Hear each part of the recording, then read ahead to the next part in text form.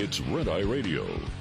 Gary McNamara and Eric Harley talk about everything from politics to social issues and news of the day. Whether you're up late or you're just starting your day, welcome to the show. From the Uniden America Studios, this is Red Eye Radio. Hello and welcome. He is Gary McNamara. I'm Eric Harley as we begin a Tuesday. Gary, how the heck are you? I'm doing good.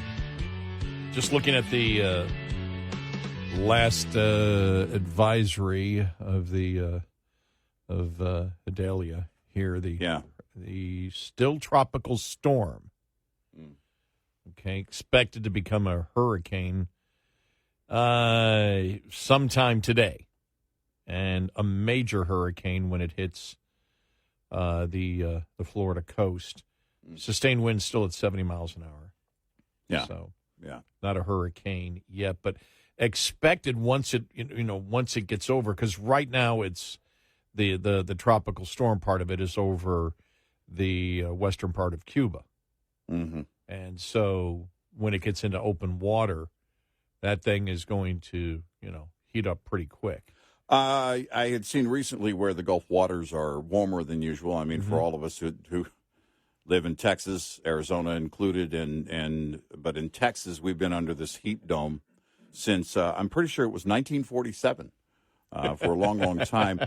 And that heat dome, of course, has affected the Gulf waters. The Gulf waters always very warm this time of year, but a few temperatures warmer from what officials are saying than normal. And, of course, that warm water in the Gulf is going to add energy to Idalia and as it heads toward the Gulf Coast of Florida. The first big one of the year. The first big one coming out of the Atlantic hurricanes. But our friends in California, of course, know about Hillary and all the water and flooding caused by Hillary, which was kind of an anomaly of a situation on the West Coast. But certainly you're going to see storm surge in Florida. And they said, look, this is, the problem with it in coming ashore is always the biggest, most dangerous part of these storms is storm surge. Flooding happens very rapidly. Mm-hmm. And then, of course, you worry about the winds and a major hurricane and other damage. Our friends in Florida know all too well what hurricanes are capable of doing. Yeah, I did talk to, or I communicated with a friend of mine who lives outside of Tampa and parts of their county. At the time I talked to him yesterday, they were evacuating. I guess, the one more near the actual coast. He told me that they were not evacuating yet, but he knew It's funny because everybody knows when you live there, what grid, what section of what grid you're in. Right. And he said to me, and it didn't make any sense to me at the moment. He goes, no, they're grid, whatever it is, and we're over, we're here. Right. And he goes, so right. we're fine here at the moment. I mean, it looks like, the I guess the right edge of it is what's going. I mean, when you look at it, I mean, the hurricane warnings go all the way down, through, south of Tampa. Mm-hmm. You can see here, but and so they, you could still get hit, but it looks like it is the eye without question right now is pretty far north of Tampa at the moment. So Tallahassee probably will get. I mean, they're inland a little bit, but they're still going to get hit with a ton of rain, and it's still expected to be a major hurricane, which would be a Cat 3, which should be over 111 miles an hour. Yeah. So. Thinking of everybody there, but hurricanes when you live there is a part of your life. Not so much on the West Coast, but you think about it last year and this year. You when you think of the so much rain being dumped on Hillary and Dodger Stadium, that image of Dodger Stadium kind of ingrained in my mind. Not being there, of course, I know that there are more dangerous images and situations that took place there as Hillary came into California. And then you look at what has happened over the years. You and I have covered, from the beginning, we covered It was 18 years ago. Yeah. Almost to the day. Very close. We had only been working together for a little over a month. When it hit. Okay, you're doing. I can tell you're doing the research here to get the exact date. Well, I was trying to see. Yeah. All right. I think it was the 30th. So it's almost. We're talking about Hurricane Katrina, right? And it was. Let's see here. Formed the 23rd.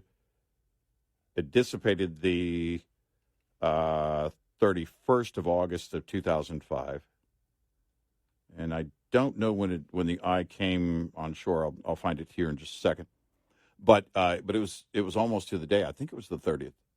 So, of course, our friends in Florida will be dealing with Idalia, as Idalia is expected to come ashore overnight, actually Tuesday night into Wednesday morning. And again, if you've lived in Florida for any amount of time, heed the warnings. And whatever officials are asking you to do, just get out of the way of the storm. Yeah, I remember how, we had our reporter, because we still, at that point, we weren't Red Eye Radio yet, but we were owned by our flagship station, WBAP. So we had our reporter at the time. Remember, Jim Ryan was down there. Inside. That was just, and it's hitting. I mean, the night it hit, we're talking to Jim, and it's like, oh man, I wouldn't want his job. Yeah. I never forget thinking that. Then, what was it, just a couple of weeks later when Rita hit? Was it? Yeah, it wasn't long. Coming into the Gulf as well. And then we had people coming up from Houston on I-45. And at one point, the traffic heading north out of Houston. Yeah, it was a couple weeks later, September 18th through September 26th. Yeah, okay. And, I can still remember. The one thing, there are moments of doing radio that you will never forget. And you and I actually talking to people in their cars coming up from the Gulf Coast, Houston area, Galveston, whatever, heading up north on I-45 and talking to them. I'll never forget that. Yeah. Never. I mean, that's just something that impacts you as, they were in a very, very, I guess, slow traffic jam, moving north. Right. And remember the staging areas? Remember Texas Motor Speedway? Texas Motor Speedway was a staging area where it's just, all the truckers were out there loaded with all the supplies that they were going to need to take in. In fact, I saw one driver yesterday afternoon, and he was being dispatched to go get supplies and head to that region. I think he was in the region. He was getting closer. And what they do is, obviously, they stage out of the way of the storm, and then once the storm passes and it's safe to get in, they immediately take whatever supplies they have on board. It could be ice, it could be water, generators, whatever you're going to need in the wake of such a storm. And it's pretty much everything, but the immediate needs are power, and then you get to food supplies and everything else, and water.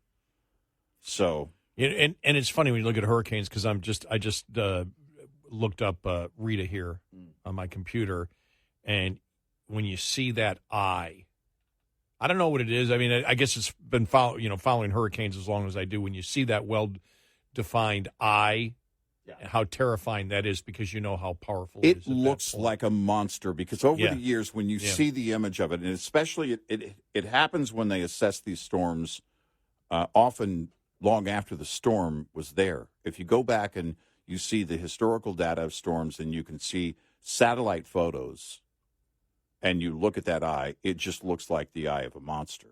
Yeah, it does.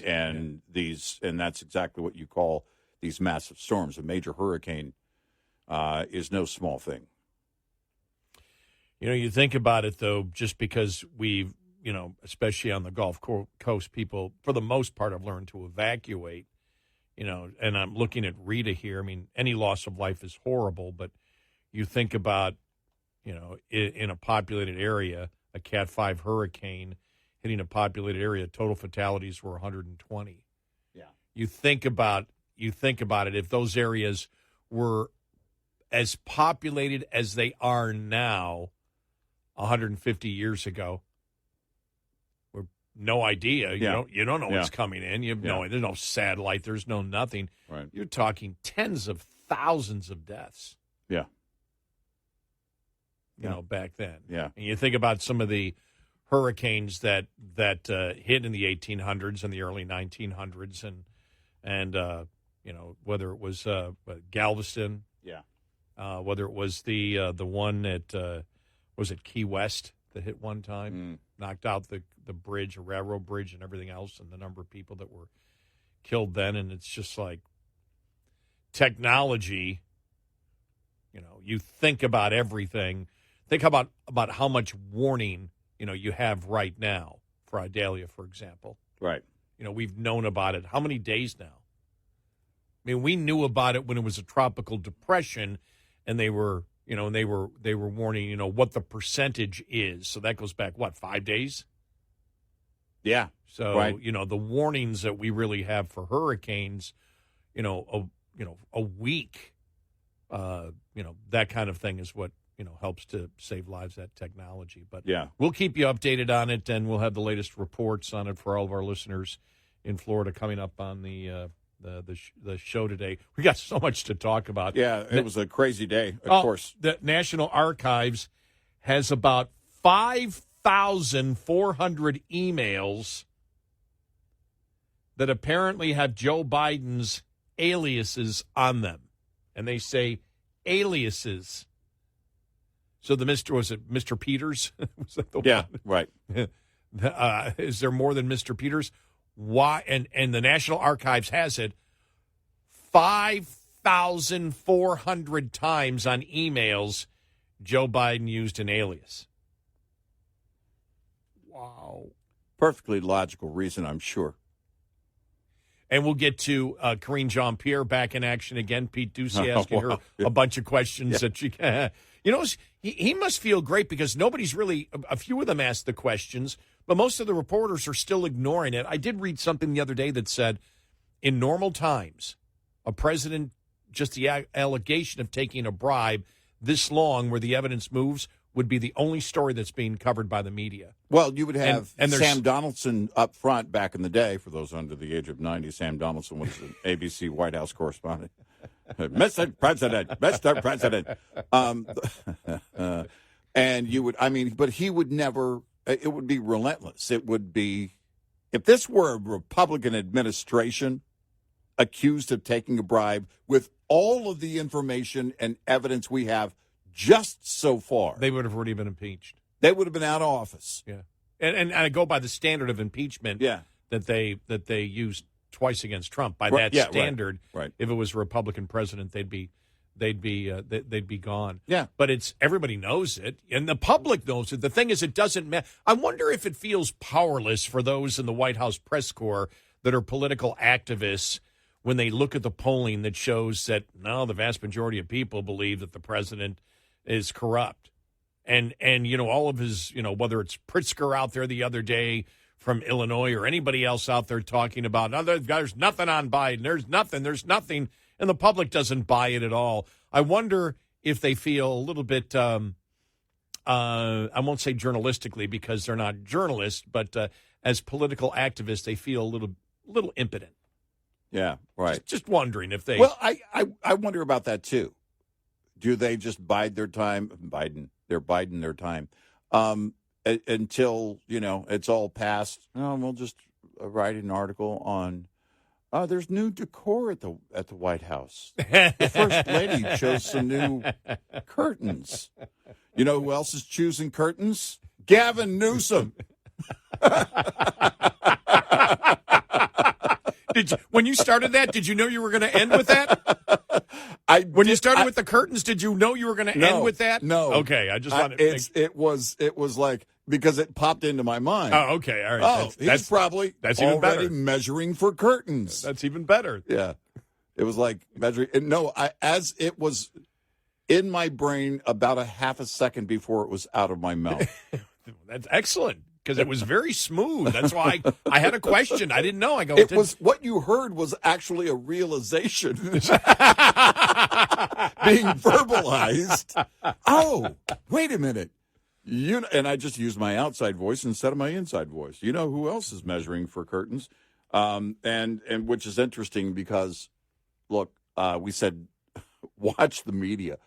And as the Republicans, ramp up, and we'll see where they go, there's a lot of people, I get some feedback on, the Rhino Republicans aren't going to do anything. Speaker McCarthy's not going to do anything. There's not going to be any impeachment inquiry. That's not going to happen. Well, look, I'd say to McCarthy the same thing I'd say to Nancy Pelosi. She said no impeachment, no impeachment, no impeachment. The moment she started talking about impeachment inquiry, now the left is motivated, the far left, for, of course, very different reasons. And, of course, all of those, both impeachments were bogus. But I said, you can't promise the far left impeachment. Once you open that door, you got to walk through it. But I'll say that for McCarthy, because this is not bogus. This is real, and there's really nowhere else to go.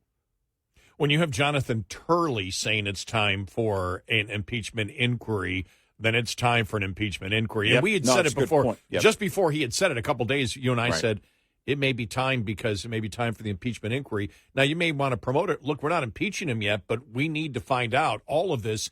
And they can do it because the American public believes that Biden is corrupt. They already believe he's corrupt, and they already believe, the majority of Americans, that he broke the law. So saying an impeachment inquiry is so we can get judges to get these witnesses before us. People would look at that and say, well, yeah, we believe that's logical. There's something that stinks here. Right. 866-90-RED-EYE. Keep your engine humming in the heat this summer by keeping up with preventive maintenance. Think your PM is complete after your oil is changed? Think again. There's grease, transmission fluids, and gear oil to consider too. Clean gear oil, for example, extends gear, bearing, and seal life. It also protects against low speed, high torque wear, and high speed scoring. That means not only longer equipment life and reduced maintenance costs, but also improved fuel economy and lower operating costs. So the next time you plan for your oil change purchase, don't neglect lubrication and inspection, especially on components and parts that work hard to keep your vehicle running safe and smooth. This report is brought to you by Shell Rotella. Shell Rotella, with advanced synthetic technology, is designed to help keep your rig running with more mileage and less maintenance. Coming up, more with Gary McNamara and Eric Harley. It's Red Eye Radio.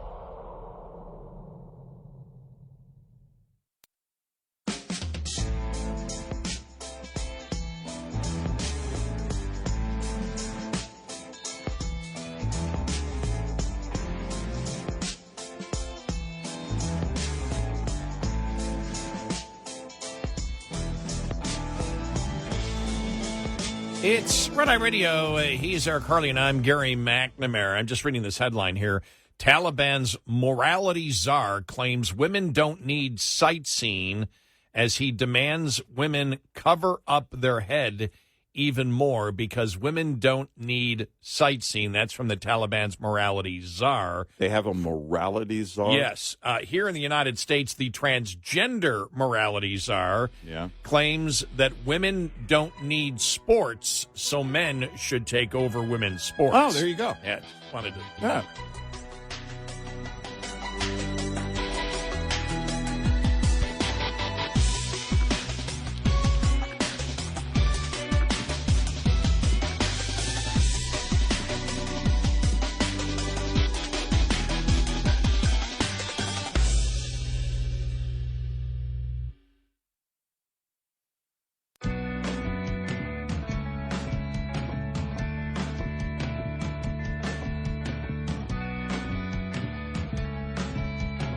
You're listening to Red Eye Radio, from the Uniden America Studios.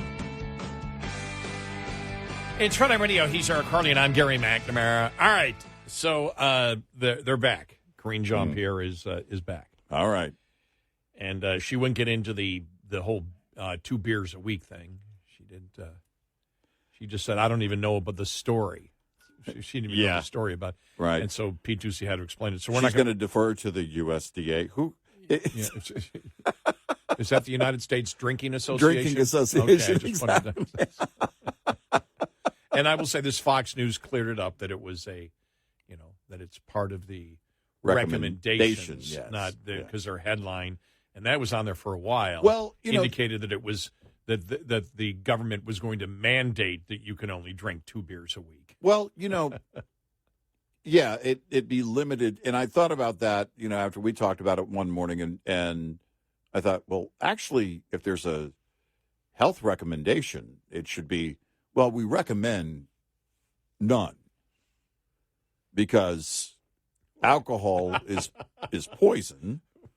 It's a carcinogen, so we recommend 0. Right. I know, you're right. But at the most 2 a week, and that's essentially what they're saying, but no one brings it up when you say, well, because you could say the same thing about like birth control or any sexually transmitted disease.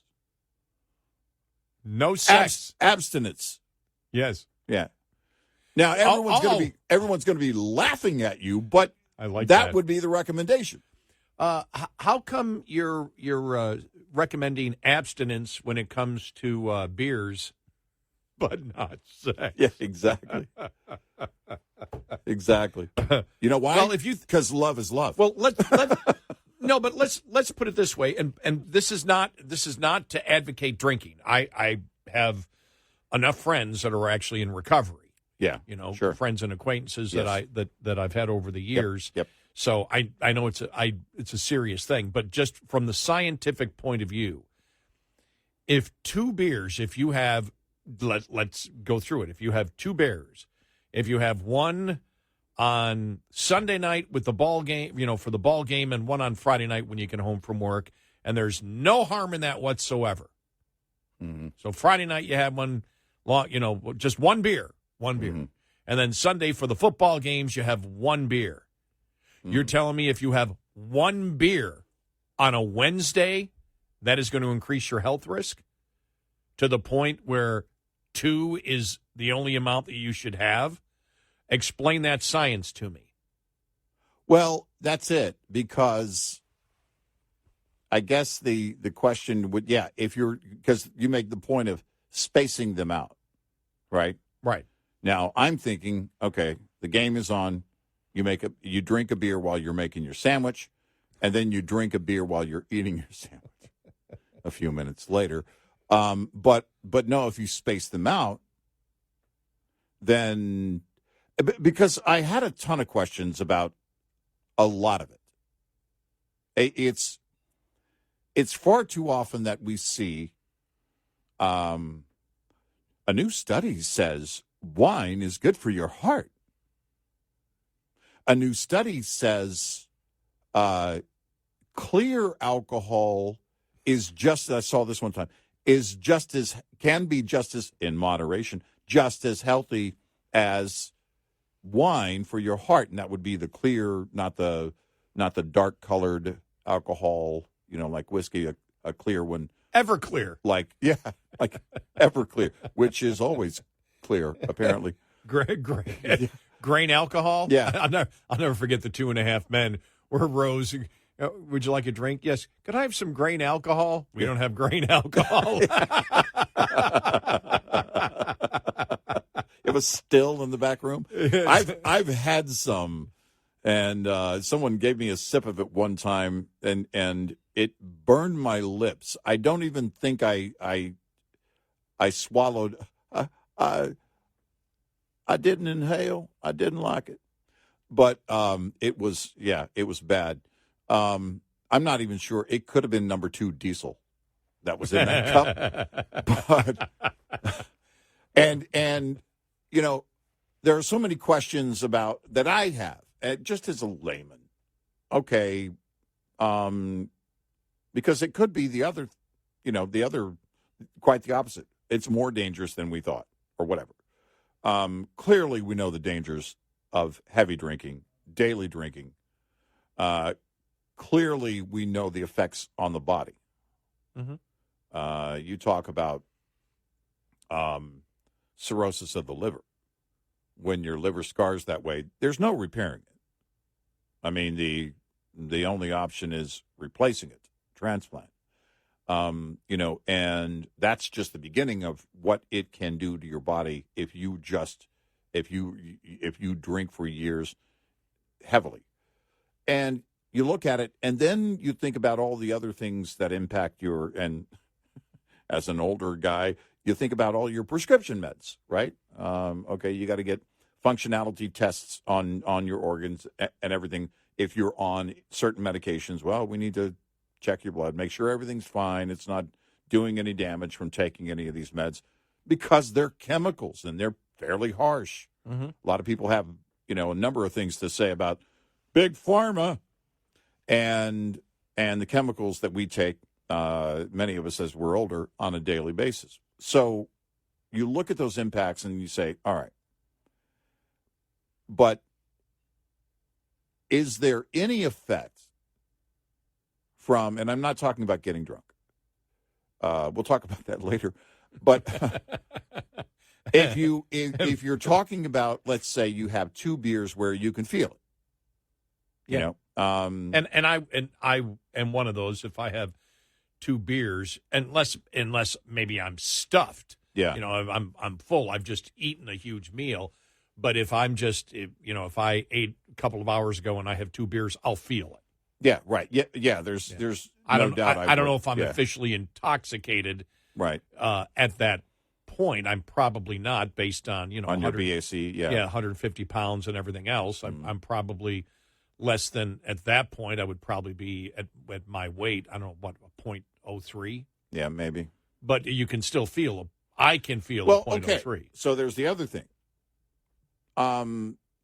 The tolerance, the tolerance of where it affects. So if you say, all right, blood alcohol content and how it affects people, and you can see, and it's quite unfortunate to hear about, but what they call high functioning alcoholics. These are people that wake up, and not long after they wake up, they're drinking. And it is quite unfortunate, to see. But for a lot of people, if they can't smell it, now if you're around them every day, it's hard to believe that you wouldn't detect it, but they function, right? Mm-hmm. So they can have a few and they can function. So my question is, again, on the body's ability to you make the case of spreading it out over days. All right, we're talking about 3 beers a week. You're going to have one on Monday. You're going to have one on Wednesday with breakfast, and then you're going to have another one on, which, by the way, in some cultures is fine, or apparently on airplanes. It always amazes me to see somebody on an early flight order a beer. And then on Saturday, and you spread them out. The body does have the ability to repair and to take that poison and get rid of it. In a small amounts, with that time in between it. Right. And so, when getting back to if you get to the buzzed level, and let's just say for a moment you're relaxed, or mentally it just helps you relax for a minute. Again, I wouldn't recommend that for anybody. I don't know anybody that would.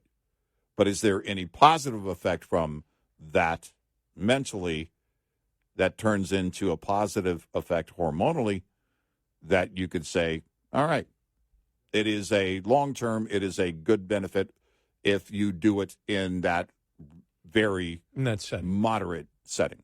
Yeah. No, I know. And these are because here's where I wonder where the science ends and the politics begin. And you look at it, for example, remember, just say no. Remember the White House, just say no to drugs, just say no. Yeah. You don't hear that anymore. No. It's, what, you can sit there and go, well, the just say no was political. where they basically say, tell us what kind of weed you want. Well, yeah, tell us what kind of weed you want. Yeah, which kind of weed do you smoke? And so, you look at it and you go, well, for example, and my doctor, and because I'm a type 2 diabetic. And by the way, thanks. Recently, I don't know why, because I've mentioned it, and I mentioned it in passing. I'm fine. Yeah. People give me all sorts of, here's what you need to do. I'm fine. My last A1C was like a 5.6, so I'm fine. I mean, I'm not even, I'm barely pre-diabetes, and pre-diabetes is just basically a warning. There is no damage being done to any of my, any. And since I brought it up, I've got no problem talking about it, because once I bring it up, it's like, oh, people have the question. I'm absolutely fine. My doctor told me, in fact, just so you know, my doctor told me after I had, because I've had it 7.5 years now. Yeah. And my doctor told me, he said, you want the good news or the bad news? And this goes back about 3 years ago. And I said, give me the bad news first. And he said, type 2 diabetes is going to kill you. I go, what's the good news? He goes, you'll be 120 when it does. And that's the thing. I mean, I look at it and I look at, when I was, and it scared the hell out of me, because they read me the Riot Act. My doctor at that time, I have another doctor now, my old doctor retired, but he read me the Riot Act. I mean, it was just like, guys, scared the hell out of me. It's like, and I look at it now, and it was really one of the best things that ever happened to me, because it made me, without question, have to focus on what I eat, what I eat, how much I eat, keeping my weight down, and working out like crazy. Yeah. And I wouldn't be doing, not to the point of hurting myself working out, but just it's become a part of what I have to do every single day, where there is no choice.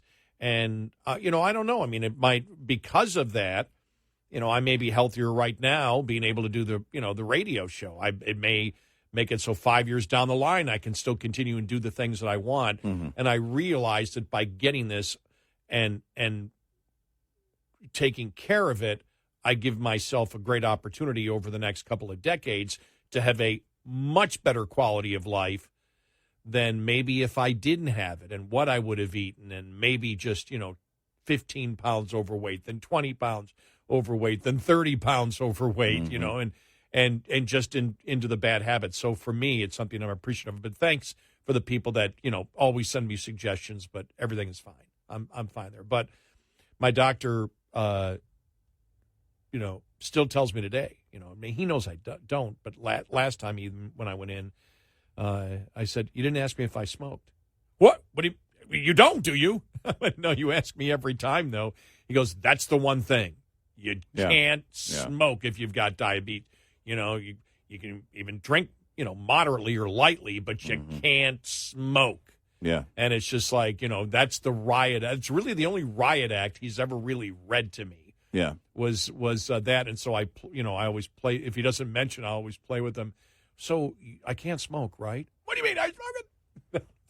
Yeah. But, and so, you look at that, and I don't think there's any recommendation that a pack of cigarettes is okay.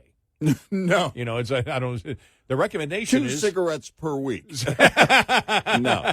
The recommendation is 0. But I mean, but you make a great point.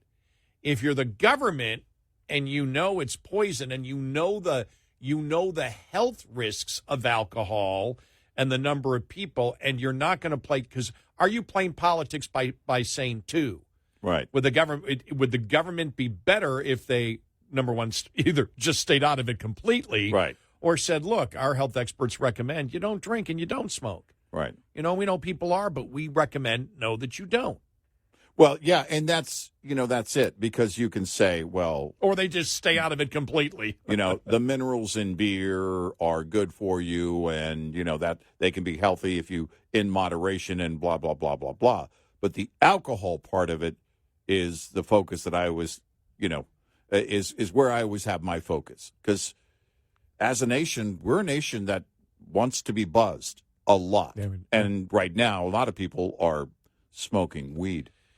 866-90 Red Eye.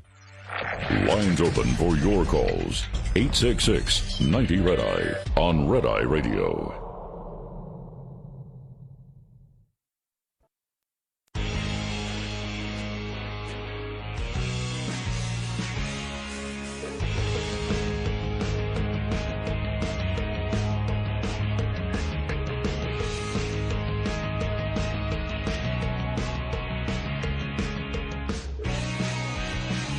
It's Red Eye Radio. He's Eric Carly, and I'm Gary McNamara.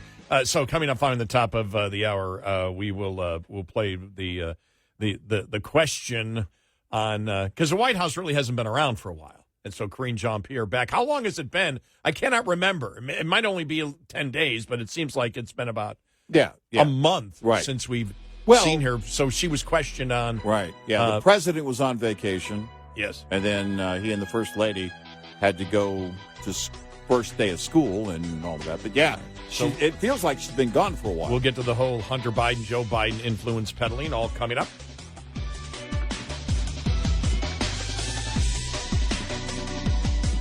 Top of the hour news is brought to you by House Products. Visit houseproducts.com. This is Red Eye Radio on Westwood One.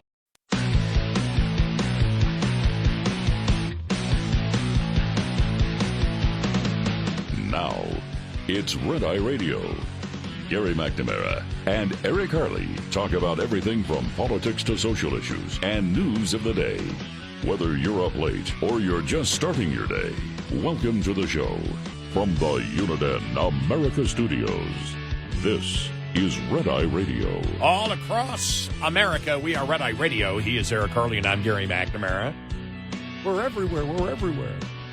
So download our app today and listen when and where you want. Well, we may not be everywhere in the universe, but I mean, on the planet, probably you can find us. Yeah, I think we're in every universe. We're in the multiverse, as the kids say. The metaverse. We're cartoons.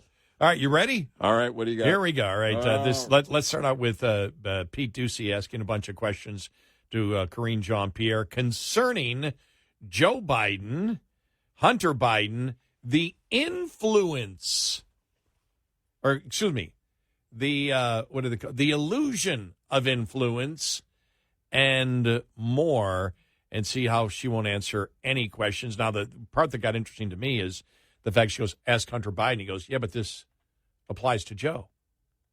And they're arguing back and forth about, what she's able to ask questions on. And by the way, she's losing it because there isn't, except if you are, a loyal Democrat and don't want the truth to come out, anybody else, which is the majority of America, wants her to answer those questions and understands that this concerns Joe in the White House. Yeah, right. But here this is. Here we go. Something else. The Secret Service is paying $16,000 a month now to stage near Hunter Biden in Malibu. Who's paying for that? That's a question for the Secret Service. Okay. Hunter Biden is reportedly selling art to pay for his $15,800 a month rent in Malibu. How can you guarantee that people are not going to be buying this art to gain favor with the president? That is a question for Hunter Biden and his representatives. It's a I know. I hear. At the White House, we know that one of the art question. buyers got a job from the Biden administration. Can you guarantee that there is no quid pro quo? I hear your question. I'm not going to get involved in this. That is a question for Hunter Biden's representatives. But we know that from a Hunter Biden associate now that he sold the appearance of access to then Vice President Biden. Are you confident that he has stopped doing that? That is a question for Hunter Biden. If somebody is selling the appearance of access to the White House, that is a question for the White House. No, that is your I don't know how you're perceiving that. Sworn testimony by Devin Archer. He said, I am just not, Peter. I'm just not going to get into this. I'm just not. So, this testimony, since the last time that I was in here, Devin Archer talks about how he and Hunter Biden tried to profit off the Biden brand. What is the Biden brand? I'm not going to get into it from here. I'm not going to get into it from here. So what you're saying is you refuse to talk about it. Right. That the sworn testimony is that there is a Biden brand and that at the minimum there is the the illusion of influence. Of influence. Yeah. But if there's an illusion of influence, which he's saying is more with, by the way, the painting, because what he said was somebody who bought a painting from Hunter got a job at the White House, got a job from the White House or whatever. Yeah. I don't know specifically who they're talking about, but that's what he said. Yeah. He said, so the illusion of influence is still there based on that. And she said, well, I'm not going to answer the question because it only concerns Hunter. Well, it doesn't concern Hunter. It concerns the White House. And by the way, there's still so many more questions you could ask. Oh, sure. And I would sit there and say, can you explain, if it's just, we've heard the illusion of influence, can you explain why the Biden family set up over 20? Because I'd ask this question, and now I didn't prepare it, so it may not be fully formed or down to a sentence. But I would say the Biden family created, Hunter Biden and the family created 20 fake corporations to funnel money to 9 different Biden family members. We're told that this is the illusion of influence with Joe, and the only one who's crooked is Hunter. Well, that's because the money flowed to him. Well, then if it flowed to 9 other Biden family members, is the entire Biden family corrupt? And are they all using the president and all attempting to use the illusion of influence against the president? So they're all guilty of corruption and they're just using Joe, and Joe, your boss, has no idea what's going on here? Those are the kinds of questions you need to ask. You know what else you didn't hear from Karine Jean-Pierre was, I know what you're getting at. The president is innocent. He has not broken any laws. He has not crossed any lines, not as vice president, not as senator, not at any time in between, and certainly not as president. And this is not going to happen in this room, Peter. We're not going to have this discussion because the president is innocent. That's if you a great have point. questions for somebody who is not a government employee and is not employed at the White House, then you can take your questions to them. But the president is innocent. You didn't hear that. What you heard was, I know what you're getting at, but no, we're not going to. I would have fired her for not being able to lie effectively. Well, a long time ago. Is that acceptable?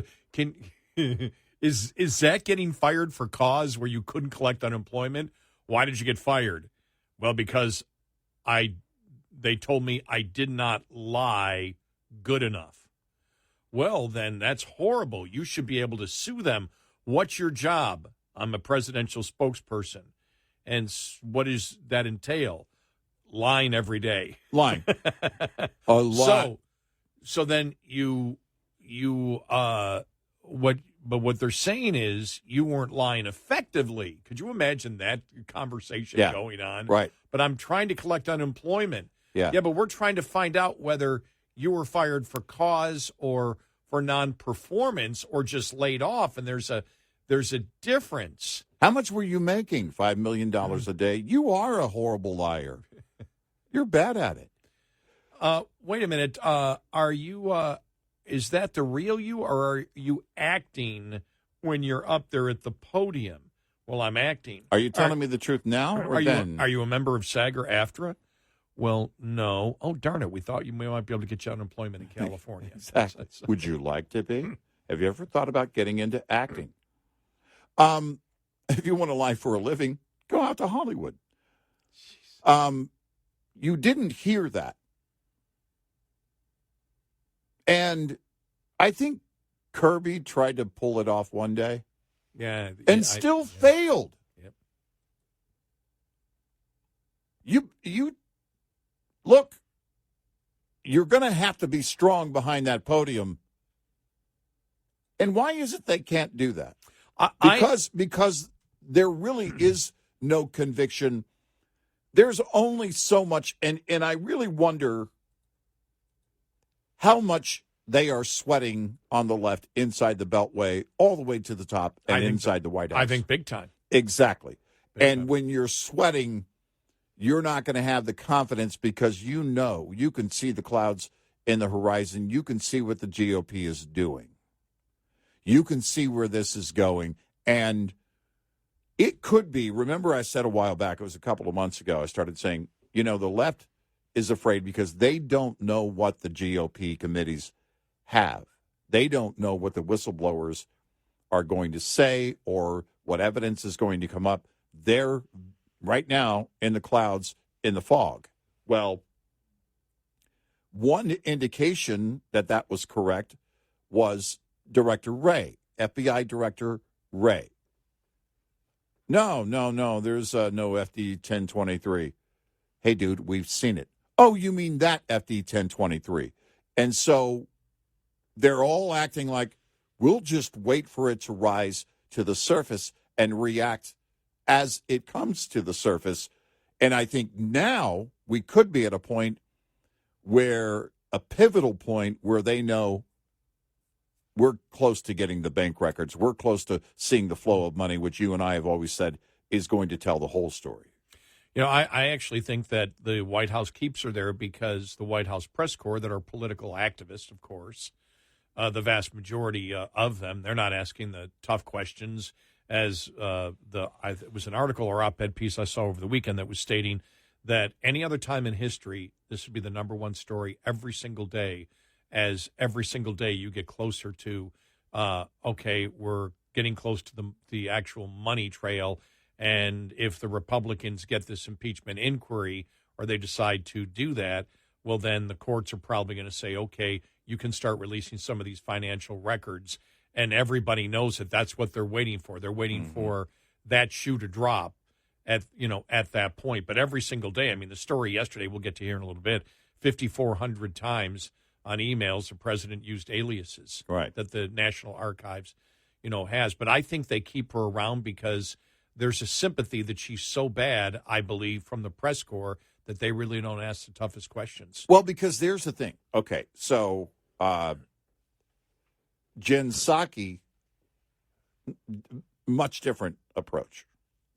In fact, most every other person in that role, much different approach. But what would happen if Jen Psaki... Now, I think I don't know. Well, she lied without hesitation. Well, that's okay. Not Exactly just confidence, but without hesitation. Karine Jean-Pierre constantly is hesitating. She doesn't know what her next word's going to be. And we made the point because who was it? Chris Wallace. Jen Psaki is she's the best one ever. Coming from Chris Wallace, I'm not sure if that's an accolade or not. But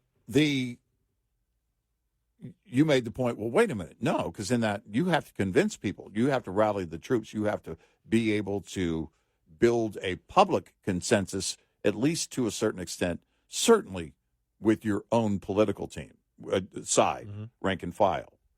Convince people by lying. And she wasn't able to do that.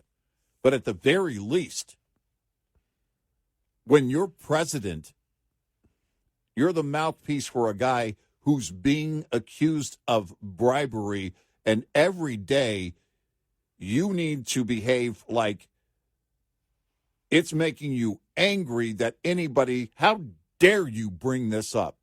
This is a GOP-led charge. This is the GOP trying to get revenge on this president because the last president was impeached twice. You're going to go down the list. How can you not play the liberal playbook effectively? How can you not do it? Because she's lying, and you can tell she's still uncomfortable doing it. And right now, I think everyone is sweating big time because they either know what's right around the corner or they fear that it may be around the corner because the bank records are going to tell the story, and I really believe we're going to start seeing bank records soon. 866-90-RED-EYE. Managing time is key. Successful owner-operators know that simply running hard is not enough. If it were that easy, anyone could do the job and expect the profits to roll in. it generally pays to slow down. There is a trade-off in higher costs, not to mention the increased risk for driving fast. If driving slower takes time away from you, you could find some of the ways to get it back. Never take time off during the last 2 weeks of the quarter or the last week of the month, when freight typically is abundant. Sometimes it works to your advantage to look for loads that take you through home rather than to home. The latter can interrupt your revenue stream and require additional time to get back up to full speed again. Owner-Operator Business 101 is provided by Shell Rotella with advanced synthetic technology. For more information, go to overdriveonline.com to the Overdrive's Partners in Business section of the website for more detail on Business 101 and many other topics. Get in touch with Red Eye Radio, toll free at 866-90-RED-EYE.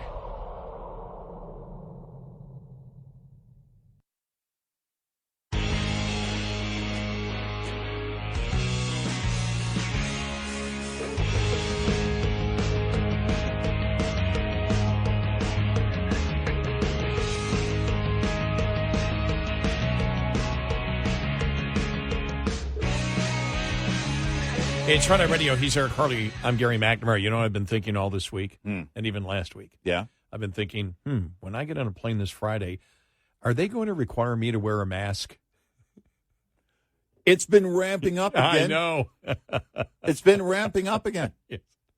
And on the federal level, because the feds could do that. They could say on airplanes, it's time to wear the masks again. You know, it was a liberal news story. Liberal news group that it was a few days ago. Time to get out the N95 mask again. With the new variant, it's time to get out the N95 mask again. And I thought, here we go. It's election season. And, well, listen, with that new variant, we can't be sure. So the president is not going to be in crowded areas, including media groups, the president, or anywhere else that there is a microphone. We believe we believe that cameras and microphones helped us spread this new variant. And as you all know, the president is not young. And so we're going to do everything we can to keep him safe and his staff safe so that they also don't transmit that to him. The president will be in complete isolation, solitary confinement for the next 13 months. Yes. Now, he will record videos, and I know what you're saying. 15 months. Yeah. And I know what you're saying. You'll probably think that these are deep fakes. They're not deep fakes. It's really him. He'll put out a video message every day. I mean, seriously. There will be no more communications from Karine Jean-Pierre. We are doing a complete media blackout. There will be no update on anything because of COVID. Yeah, exactly. And that's kind of where we are with, this, this new push for masks and everything. It is okay, what do we have? What do we have in the repertoire? By the way, full disclosure, I have a family member who has COVID right now. And she texted me and said, it's not bad. Her daughter has it as well. Her daughter's, wheezing a little bit. But she said, no, I'm staying home because my employer wants me to stay home. I don't know why she tested. I didn't ask her. But, if we tested every day, think about that. If every person tested every day, the entire world would go crazy. Oh, that'll be the new recommendation from the government. We recommend that you test, do a home test every day, once per day, at least once per day. So that way the rates skyrocket and everybody freaks out. Oh, time to put on the mask. Put a mask over your mask. And that's exactly the play you would expect from the left. Well, we need a huge distraction right now. Let's bring back COVID. on vinyl. It's just insane to think about. It really is. My question is, when you say that, there are a few people still wearing masks. I do see senior citizens wearing masks. Occasionally I see a few people here and there wearing masks. But most people are going to listen to something like that and say, yeah, sorry, we're done with that.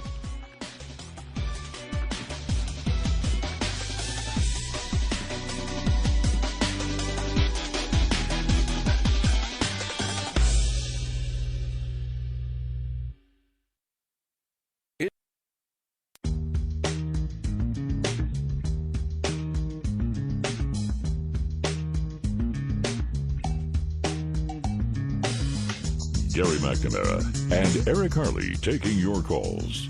1-866-90-RED-EYE. It's Red Eye Radio. He's Eric Harley, and I'm Gary McNamara. Yeah, so I've been thinking about that the last week. I said, when are they going to throw that out? You know, that, will they do that after summer travels? All right, time to wear the masks, but after Labor Day. So they don't hit the vacation traveler. But this thing has sort of been simmering, has it not? Yeah. And so I'm reading here Matthew Hennessy, who is a features editor from the Wall Street Journal. No COVID compliance this time around. I went along with social distancing and avoided my father's house as he was dying of cancer. Never again. Summer's nearly over and cold and flu season is on its way. Soon everyone will be sniffling and sneezing, hacking and coughing. You know what that means? COVID hysteria is poised for a comeback. You can feel it in the hot, wet, politicized air. News reports saying case counts are on the rise. A new coronavirus variant is circulating, and researchers are worried. The Centers for Disease Control and Prevention tracking a surge in COVID-related hospital visits. A few college campuses and business offices are demanding masks. President Biden told reporters on Friday he's asking Congress for funding for a new vaccine that is necessary, that works. Why shouldn't we believe that after a long litany of noble lies and coercion that they were used to justify? Every year since 2020, autumn has brought fears that the killer virus would emerge like the biblical fourth horseman. These fears have often been exploited for political gain, and with the presidential race kicking into high gear, the stakes will likely be higher this time around. The old anxieties return.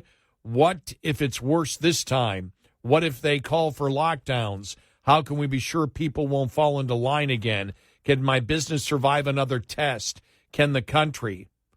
And then he writes, I'll take my stand. Whatever happens, I won't participate in meaningless gestures. That means no masks under any circumstances, never again. I also pledge no fist bumps, no grocery washing, no crossing the street to avoid my neighbors, no locking myself away from the world, no health, no locking myself from the world. I won't present my papers. I won't swab my nose morning, noon, and night, and I won't submit to mandates that fill my veins, or more importantly, my children's veins, with new drugs and vaccines that haven't been tested the way drugs and vaccines normally are. When I was a kid, the loudest voices urging me to question authority and fight the power came from the left. Now those same voices urge obedience to state control. Conservatives once stood for social conformity and personal discipline. Now they preach resistance and revolution. When the world's gone crazy and nothing makes sense, the only rational option is to think for yourself. Do what feels right, regardless of what people say about you on television. Don't follow leaders. And as Bob Dylan once sang, and watch your parking meters. We could use some of that spirit. To my mild shame, I largely did as I was told during the pandemic. I wore the masks, got the shots, worked from home, worshipped online. I even stayed away from my father's house as he lay dying from cancer. I should have been there. I'll never get over that.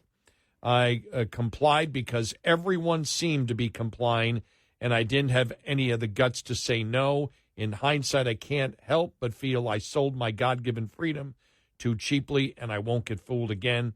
Hennessy is the Wall Street Journal's deputy editorial features editor.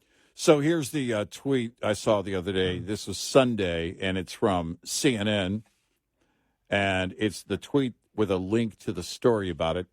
The tweet is, the post at X is, if you're at high risk of serious illness or death from COVID-19, it's time to dust off those N95 masks.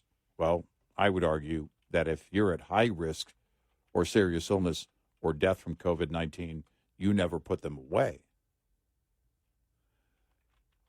And it has a link to the story that gets into it. You know, it may be time, the headline reads at CNN.com, it may be time to break out the masks against COVID. Some experts say, again, the tweet, the basis of the tweet is, if you're at high risk of serious illness or death from COVID-19, it's time to dust off those N95 masks. Actually, you never put them away.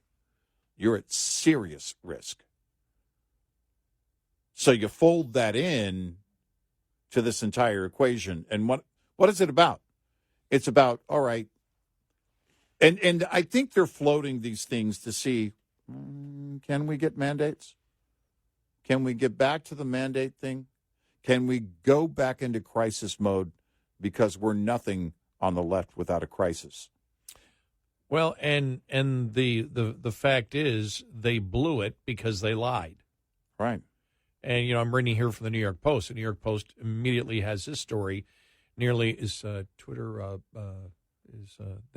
is anybody censoring this? Nearly 99% of COVID-19 deaths reported by the CDC last week were not primarily caused by the coronavirus, new data shows. According to the CDC's COVID-19 dashboard, just 1.7% of the 324 coronavirus deaths logged in the week ending August 19th had the virus listed as a primary cause of death. The data changes a bit for New York, where 2.1% of COVID-19 deaths had virus as the main cause. Florida and Maryland have the highest COVID-19 death rates at 3.4%, followed by Washington with 2.4%, while Tennessee and North Carolina each report 2% behind New York, but above the national average. This is a staggering difference from the peak of the pandemic in 2021, when 30% of COVID-19 related deaths had the virus cited as the main cause.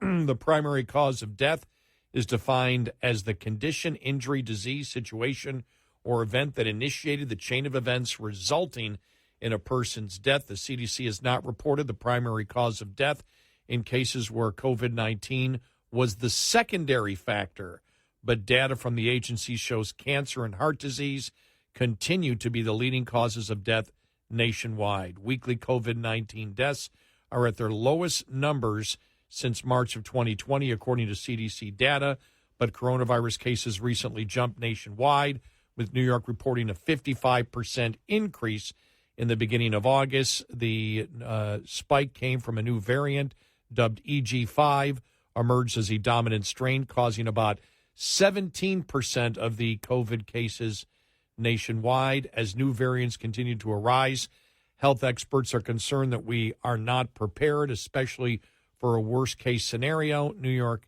City Health and Mental Hygiene Commissioner Ashwin Vasan and other public health experts are encouraging people to get updated booster shots when they become available in late September. All I want is information. I want information. That's what I want. Yeah. I want information that I can trust. And the reason that everybody is doubting the federal government is because the federal government lied to us. Yep. On a number of things. Right. On huge, absolutely huge information that the public absolutely needed on COVID, and the federal government lied. Well, and here's the thing about that, is that as a global pandemic, we're all in. And when you look at how these lies and learning how many lies there were along the way after the fact. You don't even have to be someone who is, a political wonk or somebody who is following it intently every day to know in the back of your mind, yeah, they weren't telling the truth. The point is, our intuition for many people, just at the end of it was, you know what?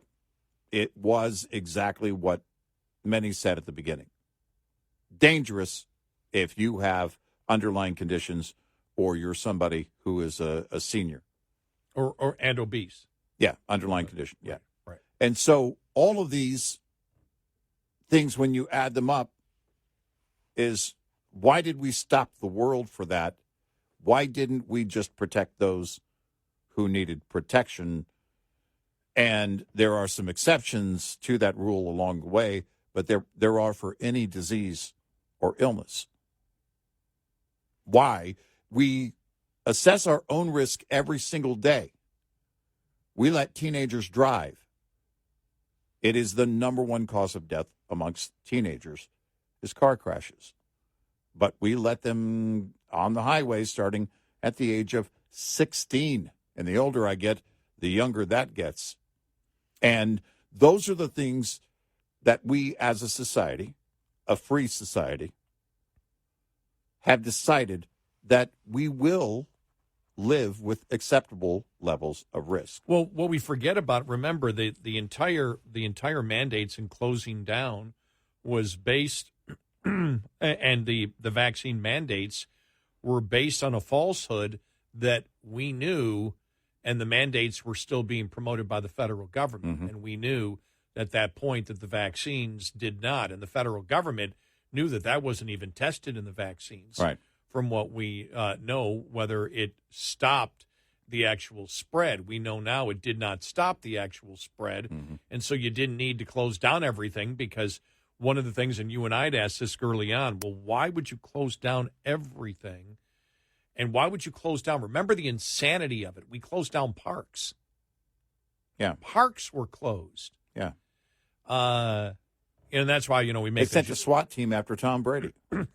Well, we made the joke that the president, not even when he goes to the helicopter, he's not going to even come within 150 yards now, because there's too great of a risk. But when you look at this here, if this is correct, according to the New York Post, looking at the CDC numbers themselves, then the death rate primarily from COVID is way less Mm-hmm. than it has ever been. And so even as it spreads, you look at it, that the vast majority, 98.3% of the primary cause of death from people that have COVID is something else, which would tend to make you believe with that number that they're most likely older. Mm-hmm. If they've got bad heart conditions or heart Sure. disease, whatever, Mm-hmm. most likely they're older. If they're dying from cancer, most likely they're older. If they have other underlying conditions, they're elderly and they're obese. Mm-hmm. Well, we're getting the same thing that we got before. And we shut down schools. We shut down business. We fired people. We destroyed people's lives based on a lie that then in essence, everybody has to be treated equally in this disease. And the interesting thing is, this is something that we knew up front real early in Right. March of 2020 and early April of 2020 after the deaths in the nursing homes in Washington State. We knew it at that point, but it didn't matter, and the government didn't respond to new information. The government wasn't honest. The government didn't respond to the important questions that people had. Why are you shutting down all of society? You don't need to do it. Protect the elderly and the people that may not be elderly but have massive underlying conditions, but let life continue, because as we know, with what they call the excess deaths, Yeah. now that will be tabulated for the next couple of decades. Right. And People it's- not going to the doctor like they should have been. not having access to doctors because that was limited and discouraged. But this is something that we are able to see now. Trying to bring back a mandate right now politically is not going to work. 866-90-RED-EYE. We'll be right back with more Red Eye Radio with Eric Harley and Gary McNamara.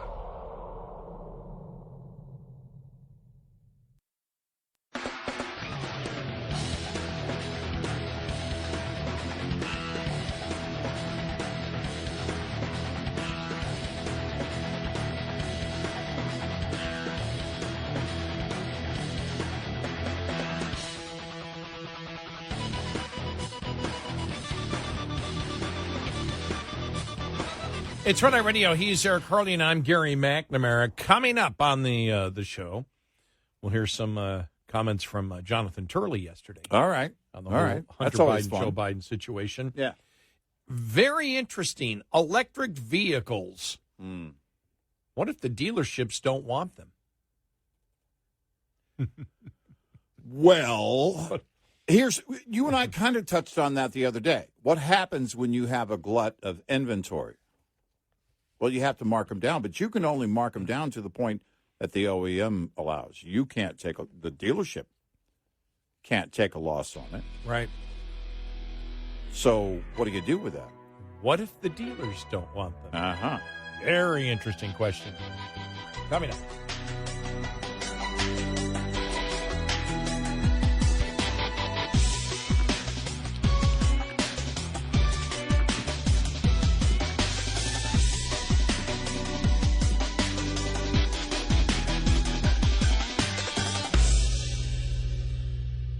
This is Red Eye Radio on Westwood One.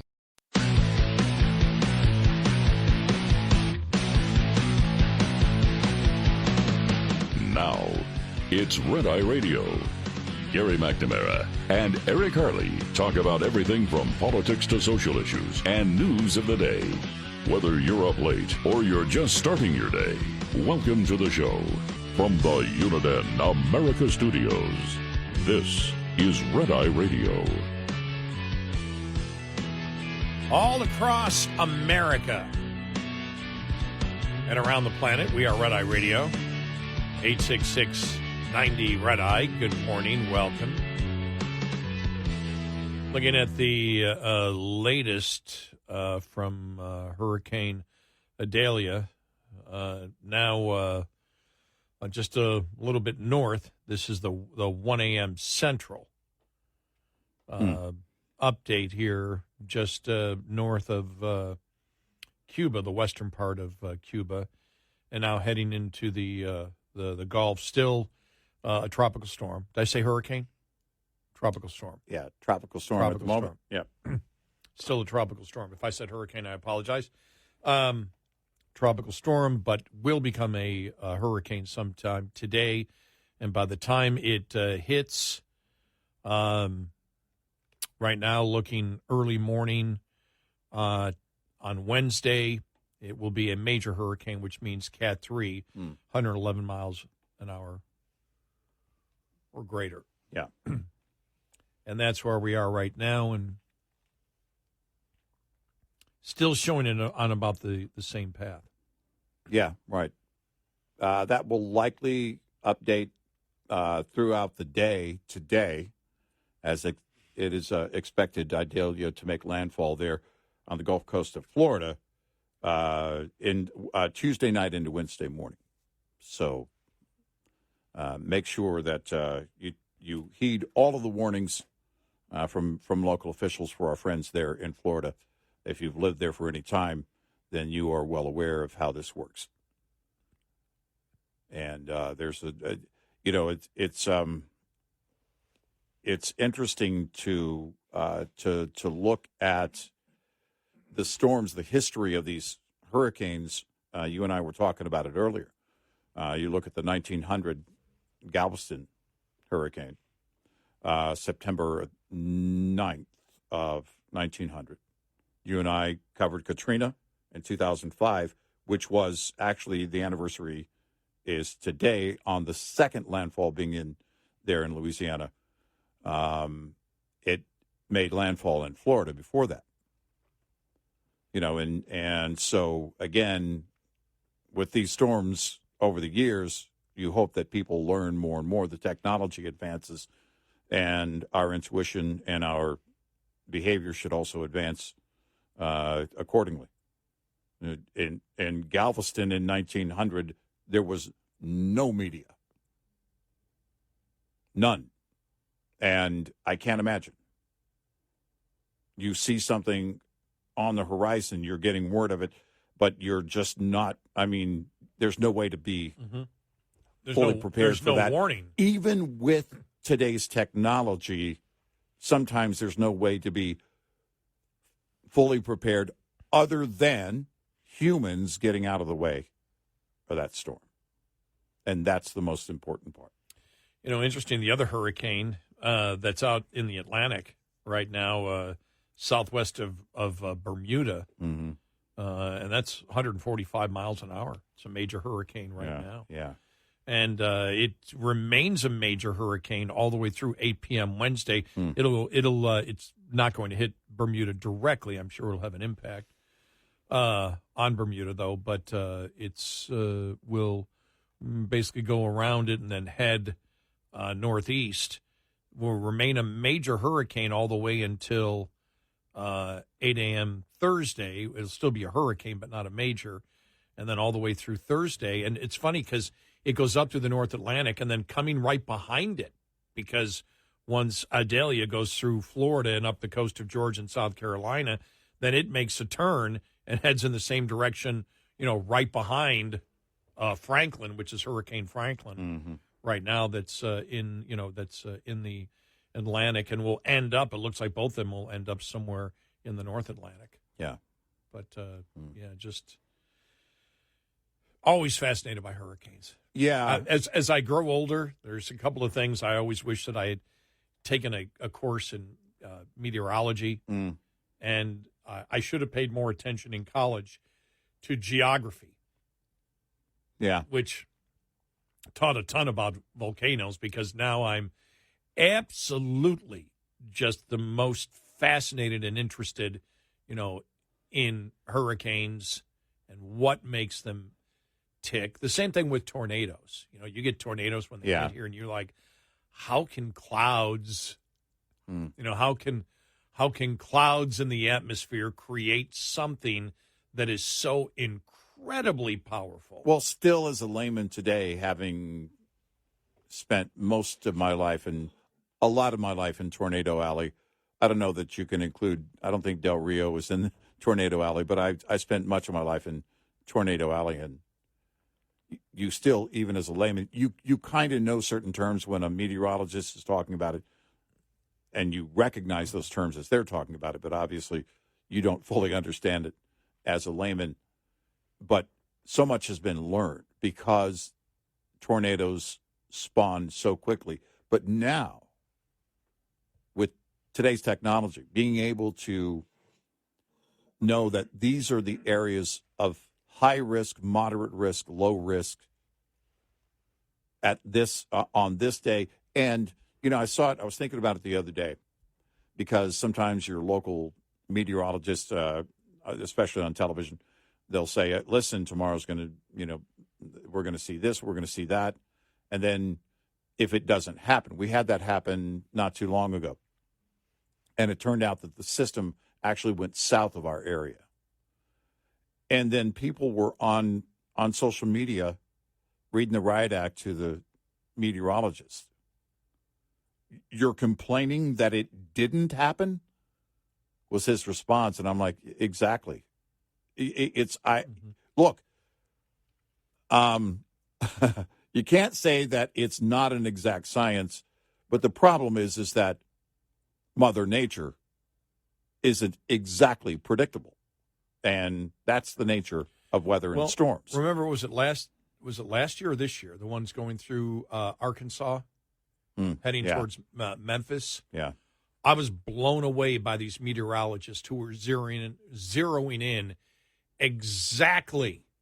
Oh yeah, exactly as because there were multiple tornadoes, exactly where it was, what streets, what neighborhoods it was headed towards. Yeah. And this was on a national. Yeah. This was, I believe it was Fox weather. It was Fox weather. Right. And they were right on it. I mean, they were just like, here it is right there. And so if you're here in this neighborhood, it's going to be crossing this interstate at this point, right about here and here. And it was funny because they then showed the interstate, and you saw cars, the basically blockade to let the tornado pass, in front of them a couple of miles. Yeah. And, I mean, it was bizarre. But the expertise in that you're, it's like, hey, if you're 5 miles in this direction right here, you take cover right now. Yeah. And that blew me away by how accurate they were. And there's times they're not going to be accurate, but good God, to be able to call, it's incredible that they call it as accurately as they do. And I don't mean like rain showers like yesterday or 2 days ago. Where Right, I was like, yeah, maybe I'll get rain. It shows I'm going to have rain. Well, that you don't know where the showers are going to pop up. Right. You may have an idea that, and that's why they say, 20 to 30% chance of rain. That's not 20 to 30% chance of rain that it's going to rain over you. Yeah. What that means is it's going to cover 20 to 30% of the area. Right. But Yeah. what precisely they don't know. But, yeah, I love that we hear people get angry that it didn't. You were wrong about that, and we didn't get the softball hail and and I don't know. I understand that people make plans, right? Because when things like that come out, and I've got, as a father, I'll always do this. I'm looking out for my kids because they live all over the area and they're at work during the day. And if it looks like this is going to, pop up in 2 or 3 in the afternoon or close to drive time when they're going to be on the freeways, I want them to know about that, plan accordingly. And people make their plans accordingly. But, I'm always grateful when we don't get softball-size hail or tornadoes on my street. I was at a truck show a few years ago, and we were at the Tulsa Fairgrounds. And the conditions were right. There was high risk in that area. And sure enough, the first night we were under tornado warning. And the second day, the system was going to recreate itself. Essentially, it was going to be the same conditions over that same zone. And we had all these really cool and very shiny big rigs that also happen to make people a living. It's their equipment. And so we worked with the people, the officials locally, to be able to get them inside. It was an outdoor show. And there was this huge arena.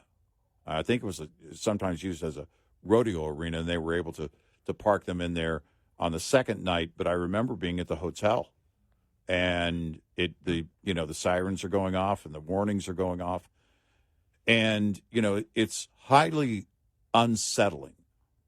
And I think as humans, we're always fascinated with weather.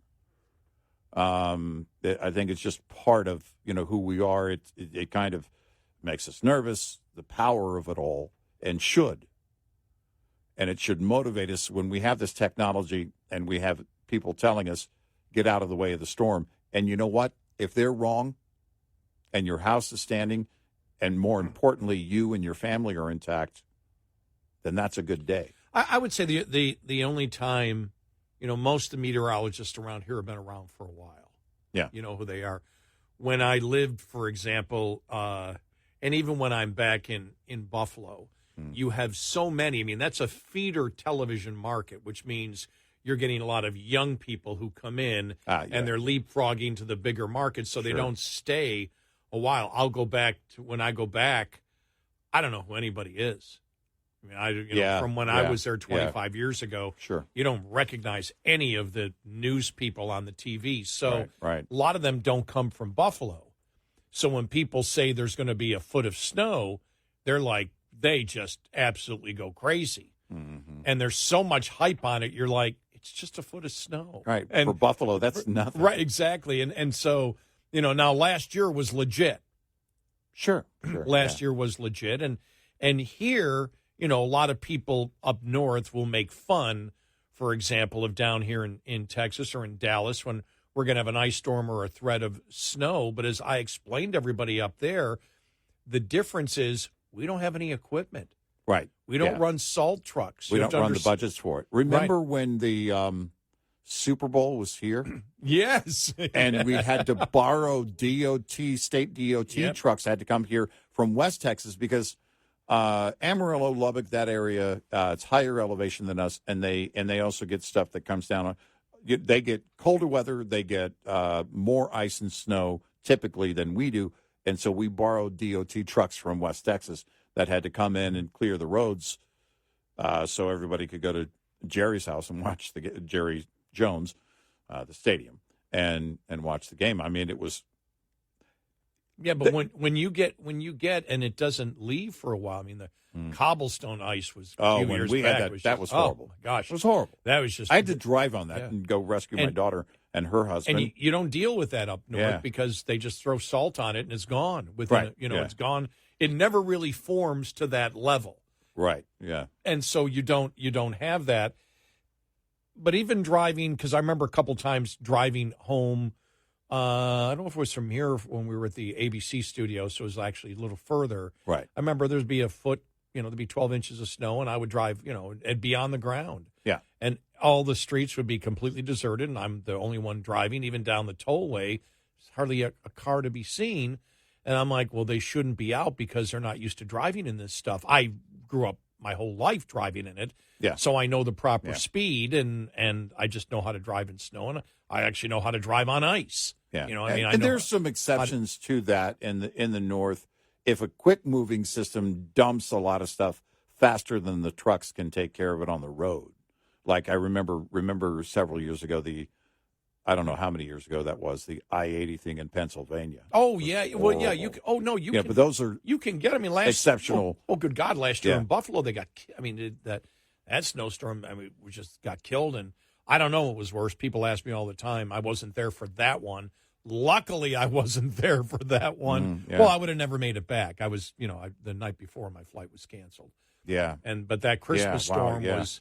That Christmas storm was, that was one for the ages, as was the blizzard of 77 or the blizzard of 78. Now, blizzard of 77 to me, just because of the drifts 30 feet, Okay, remind me, is there homes. a documentary on that, the blizzard of 70? There has to be, right? Yes. All right, Yes. It's called The Wrath of God. Yeah. Okay. The History Channel, The Wrath of God. Yeah, no, I got to watch that. But I think I've seen some clips of it. You don't know. I mean, we were pretty. We knew. I mean, the meteorologist did a good job for Frizola. We knew it was coming. Oh yeah. We knew it was coming for Frizola in February 21, and I'm telling you, that matched anything you see up north. When Del Rio, Texas, got 11 inches of snow, you knew it was bad. But it was the wind. It was the wind yeah. and the incredible cold of -3 degrees. I never forget walking out going, this isn't Texas. I'm not. Yeah, I'm in Minnesota no, somewhere. It was. I mean, it was just, but crazy. To do it. You ever want to fly in a hurricane plane into the eye? I have. I've wanted to do that. I don't know that I've wanted to do that, but certainly I wouldn't mind talking to the people who have, or watching it online, which I have repeatedly. Yeah, that's fascinating. Watch some of the documentaries on that is just it fascinating. But we'll keep you updated on her tropical storm, Yep. Idalia, which is supposed to become a hurricane sometime later on today. Coming up, 866-90 Red Eye. Coming up, more with Gary McNamara and Eric Harley. It's Red Eye Radio.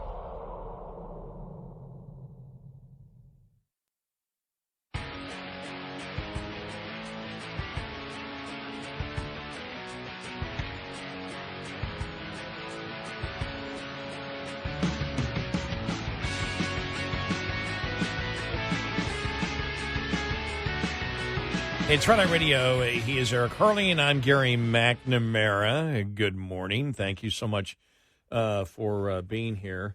More than 3/4 of Americans say the president would be too old to be effective if reelected. 69% of Democrats said that. It's about the same number, a little more, than those polls that showed from his party that don't want him to run again. Yep. It's in that range.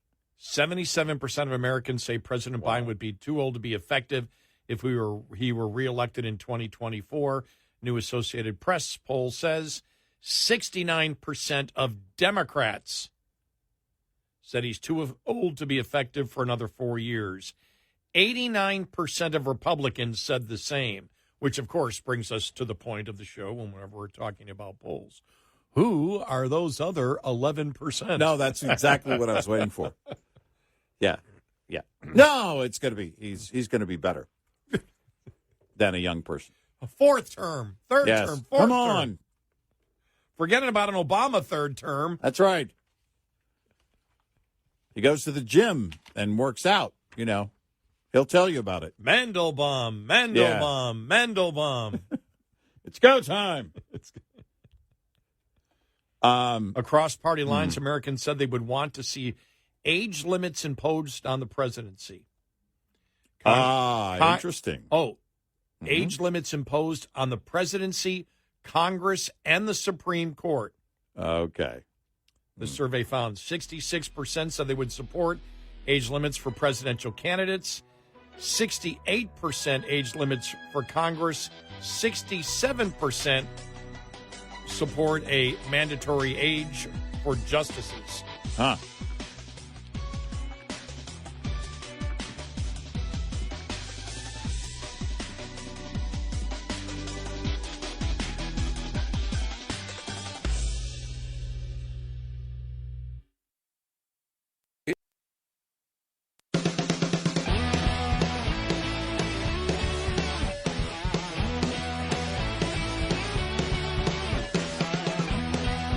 You're listening to Red Eye Radio from the Uniden America Studios.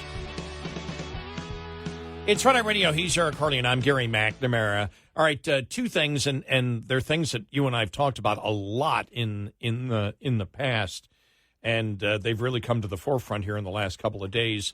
One is on racism, and we had touched on this yesterday with Ramaswamy, quoting squad member Representative Ariana Presley back from 2019, where she said, we don't want any more black faces that don't want to be a black voice. We don't want any more brown faces that don't want to be a brown voice. Ramaswamy said that used those quotes from her from 2019. He says, those aren't my words. Those are words of the modern grand wizards of the modern KKK. And we had played yesterday Dana Bash of CNN, trying to, outfox Ramaswamy by saying the KKK also murdered, raped, and did that kind of stuff. Mm-hmm. And Presley didn't do that. And, Ramaswamy wasn't talking about it. He was talking about her words that she said, that the words, in essence, are the words of the modern grand wizards of the modern KKK. You and I said the same thing about Biden. When Biden said that the Georgia election law was Jim Crow. And we said, that's a lie. And you're lying about that. You tell racial lies in order to get people livid at each other based on skin color. That's what Biden was attempting to do. Yeah. It was reprehensible when he did that.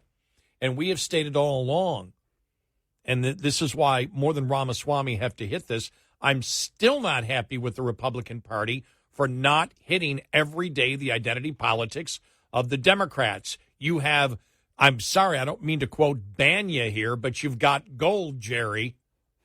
You've got gold. The identity politics of the Democratic Party is judging people by groups and not individuals. That's how you get to racism. In fact, part of critical race theory is if you say that somebody is independent and autonomous and shouldn't be judged by their skin color, you are viewed as a racist. Yes. Everything is posterior backwards. And so she responded and said it's, just terrible and horrible, what the verbal assault lobbied against me and Dr. Kendi is shameful. It's deeply offensive, and it's dangerous. She said that she is squarely focused on the work of undoing centuries of harm that has precisely been done to black Americans and charting a path of true restorative justice and racial justice forward. No, you're not. No, you're not.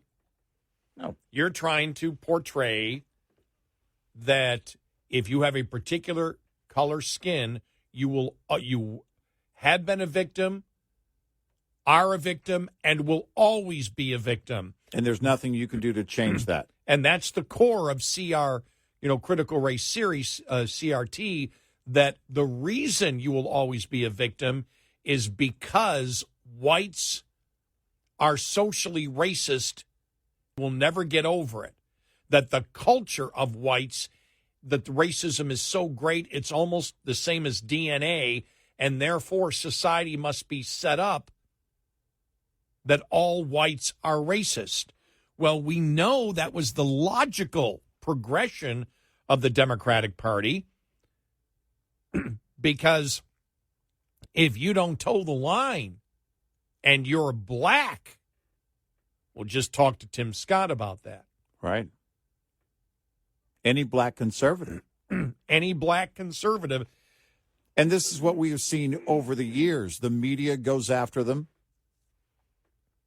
over and over and over again. There must be something wrong with you if you are black and you are a conservative, or somebody else is telling you what to think or leading you and you can't think for yourself. Either way, how is that not racist? It is racist. It's the ultimate. I mean, the thing is, the identity politics of the Democrat is so blunt. It's there in your face every single day. They're proud of their racism. Yeah. To the point where, as we now know, racism, if you're a racist, it means you're anti-racist. Mm-hmm. No, I wish to follow Martin Luther King, and I wish to say that I judge everybody not by the color of their skin, but by the content of their character. And then you're told, no, you don't. What do you mean I don't? Who are you to say how I judge other people?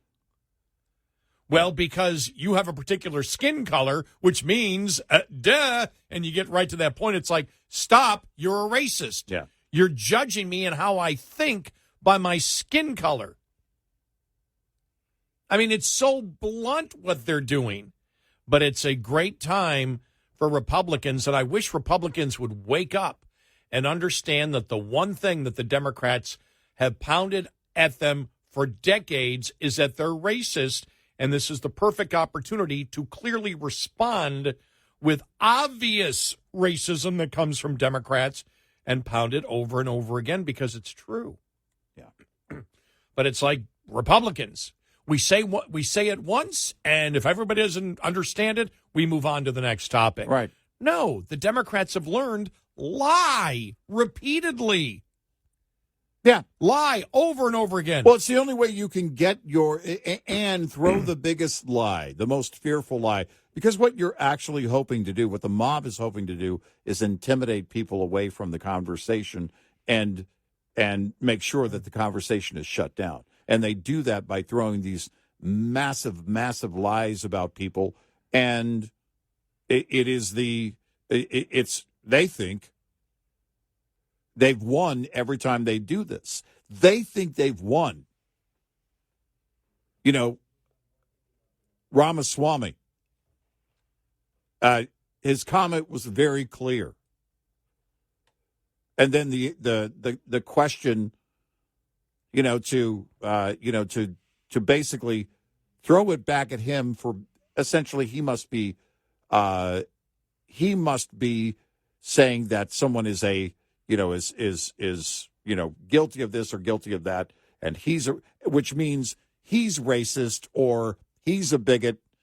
Anything that they can keep just pelting people with on the right.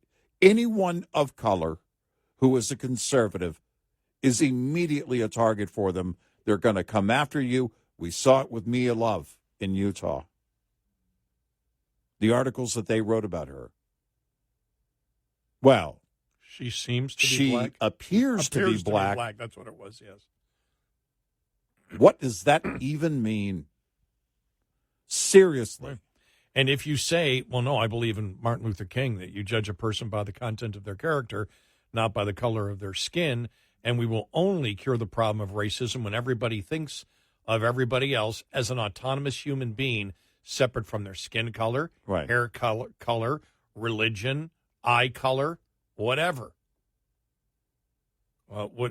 You judge a person as an individual. Until you reach that point, well, then you're promoting racism. If you're saying, Yep. I'm going to judge you by your skin color in some way, you've just fallen into that trap.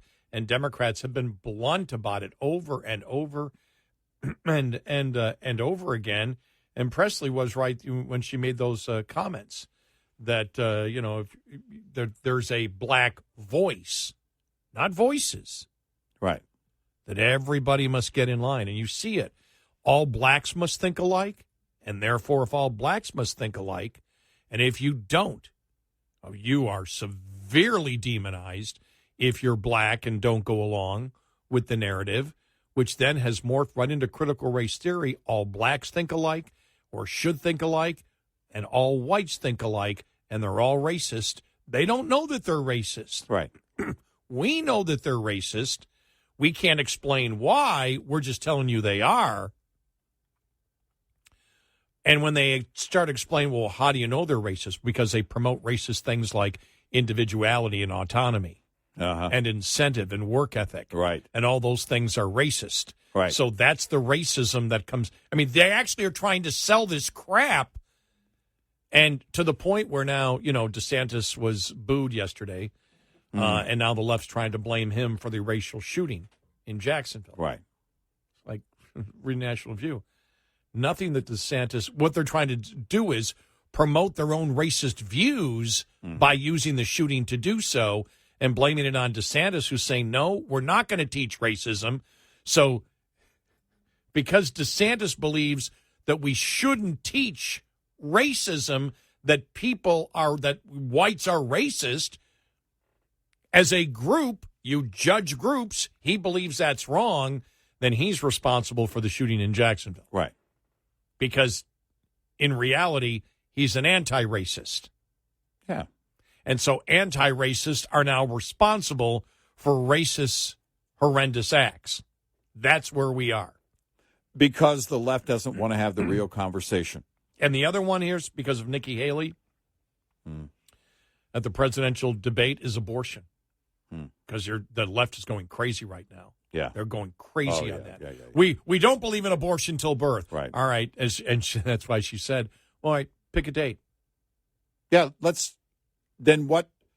where does the party stand at what point? Right. They should pound that day in and day out. You keep saying that, yet you all voted for abortion birth. Where do you draw the line? Yeah. After this point, where should it be? And these are things that Republicans have to take advantage of and pound on it over and over and over again. And when you make the accusation, you're for abortion, you're for unrestricted abortion right up to birth. Yep. No, I'm not. Okay, where's the cutoff line? Yeah. I don't know. Right. So should there be a cutoff line? No, you let anybody decide. So you don't believe there should be a cutoff line, that you should be able to have a birth up to, abortion up to birth. No. Because they know they can't start that conversation. No, they can't. That's it. And we had stated this after Dodd's completely, and I've just thrown out all my different experiences, which actually started a year ago next Wednesday, because that's when I was Labor Day week, when we were off that week last year, and I went in to visit a bunch of people that I know, and they were all over me about the Dodd's decision, and it was fascinating conversation. It's about my body. Nobody has a right to tell me what to do with my body. Oh, so you're for abortion till birth? Well, no. Well, till what? Well, only the second trimester. And then the state should mandate that it's illegal? Well, yes. Well, then you're saying that somebody should be able to tell you what to do with your body. Yeah, right. Huh? mean, they walked into it.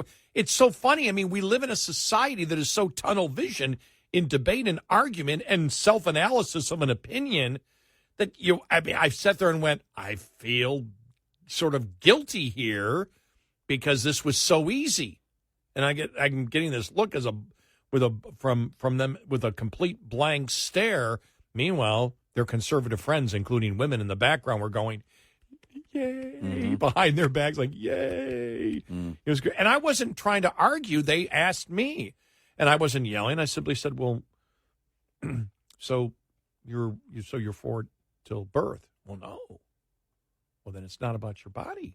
What are you talking about? Well, you just said the second trimester. They didn't have an answer. Well, it's still, we need to do something. Do something, but nobody wants to draw the line. Right. Well, you say do something, and which is what? Well, a woman has a right. You just told me she doesn't have a right. This is exactly where this is exactly where the Supreme Court was. We can't define this. Yeah. And when I said that too, I said Supreme Court said they're not dictators. They're saying the other Supreme Court believed they were dictators and could define life. We don't do it that way in this country. The people through their elected representatives define life through laws. Right. And I said, so tell me how that's fascist. Nobody could argue. Right. They were completely lost. Yeah. I think they wanted to move on. Well, you're just a talk show host and you know how to argue. Well, yeah. Well, next, am I wrong? But well, no. Well, then stop it. Well, it's where would you draw the line? Where'd you draw the line? Jen Psaki was out the other day saying it. We are not for abortion up till birth. Okay, great. Yeah. Where do you draw the line? You believe that abortion is wrong after some point in the pregnancy. Where is that point? Yeah, those are two issues that the Democrats are extremely sensitive to this last week. Yes. 866-90-RED-EYE. Lines open for your calls. 866-90-RED-EYE on Red Eye Radio.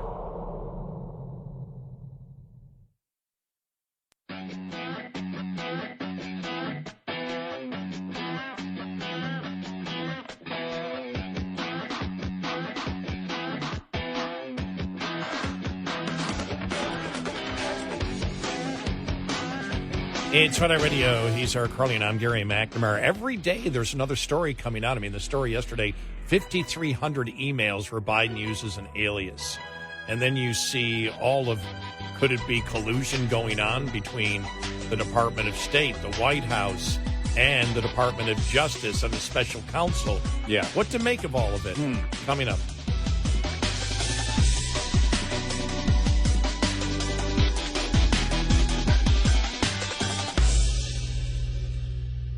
This is Red Eye Radio on Westwood One.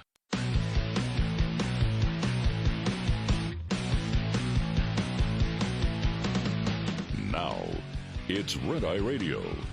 Gary McNamara and Eric Harley talk about everything from politics to social issues and news of the day. Whether you're up late or you're just starting your day, welcome to the show. From the Uniden America Studios, this is Red Eye Radio. All across America and around the world, we are Red Eye Radio. He is Eric Harley, and I'm Gary McNamara. Good morning.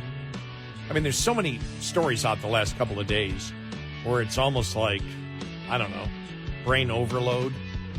You know, you had the stories of Devin Archer visiting John Kerry just a few weeks before, the stuff went down in Ukraine. Right. You had the other story about the aides from the White House counsel's office meeting aides of the special counsel. Yeah. Before the indictment of Jack Smith's aides, before the indictment of Trump came down. Right. You had the story, National Archives has 5,400 emails linked to Joe Biden's email aliases.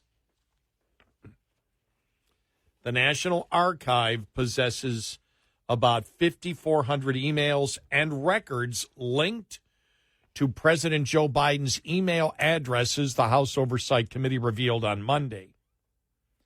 The email aliases,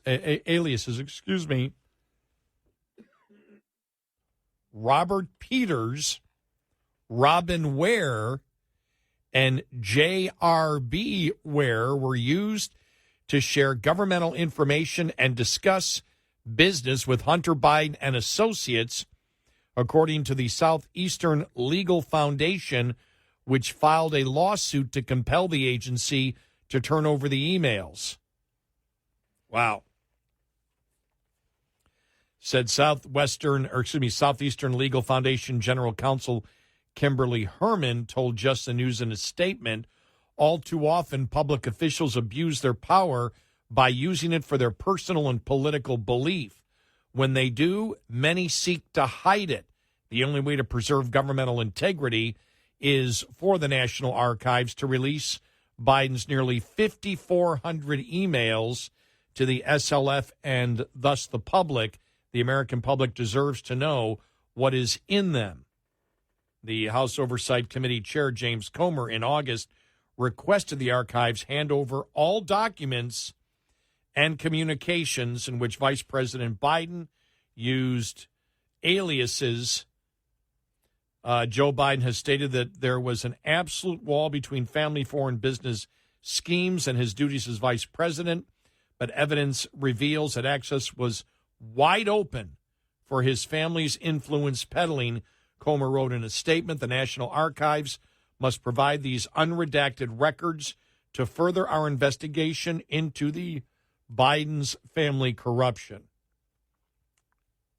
Wow. So they're trying to get them. They know how many. I don't know how they know. Yeah, how do they know the counts if they're asking National Archives to hand them over? Then what is it that they know? How did they learn that? And how is it that they know there were 5,400 of them? That's fascinating. So you say, where do you go with all this? There's so much information coming up. I mean, where are we going right now? Jonathan Turley was asked a question on Fox News yesterday. You know, where's this all going and what should we think? Because there's something new every day where you say, whoa.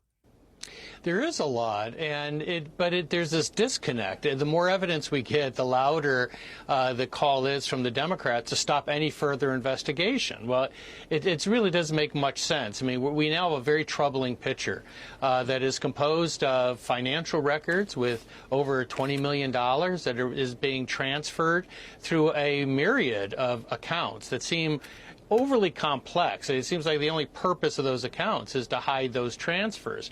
You have what I think now is accepted as sort of open influence peddling by Hunter Biden. That narrative has shifted. Now you have media admitting that he was selling influence and access, but they insist it's an illusion. Well, how do we know that? I mean, you don't know if it's an illusion or not until we get to the bottom of this. And this meeting is just the latest such example. We need to know more about the meeting, but that information is not forthcoming. And that is why Merrick Garland and others are making the case for an impeachment inquiry. They're leaving Congress very little choice. Yeah. Yep. Look, we carved it out immediately, and Turley following up that, and I think everybody is seeing it. When you take the special counsel assigned, special prosecutor assigned to Hunter Biden, then you are carving him away from Joe Biden because that investigation is not on Joe. So now the only choice the GOP oversight has is to move on with an impeachment inquiry based on the evidence that you have right now. You take these emails, you take with all the aliases, you take the bank records and the flow of money. Once that hits, there's no way to deny it because you can't say, well, that's Hunter. It's also the other members of the Biden family. And remember, I think one of the reasons they'd be doing an impeachment inquiry, not that they couldn't just continue doing what they're doing, is, you know, put in Freedom of Information Act request, requesting that the Department of Justice give them things. Well, every time they do, they don't get it. Right. And so what you do is you do an impeachment inquiry, which becomes then part of the official designation of Congress under the Constitution. Yep. And therefore, you can get federal judges on your side saying, you need to get that over. You need to get that over now. Yep. And that's what they're looking for, to get information. And now the Democrats may scream, this is, impeachment. That's all they have. That's all.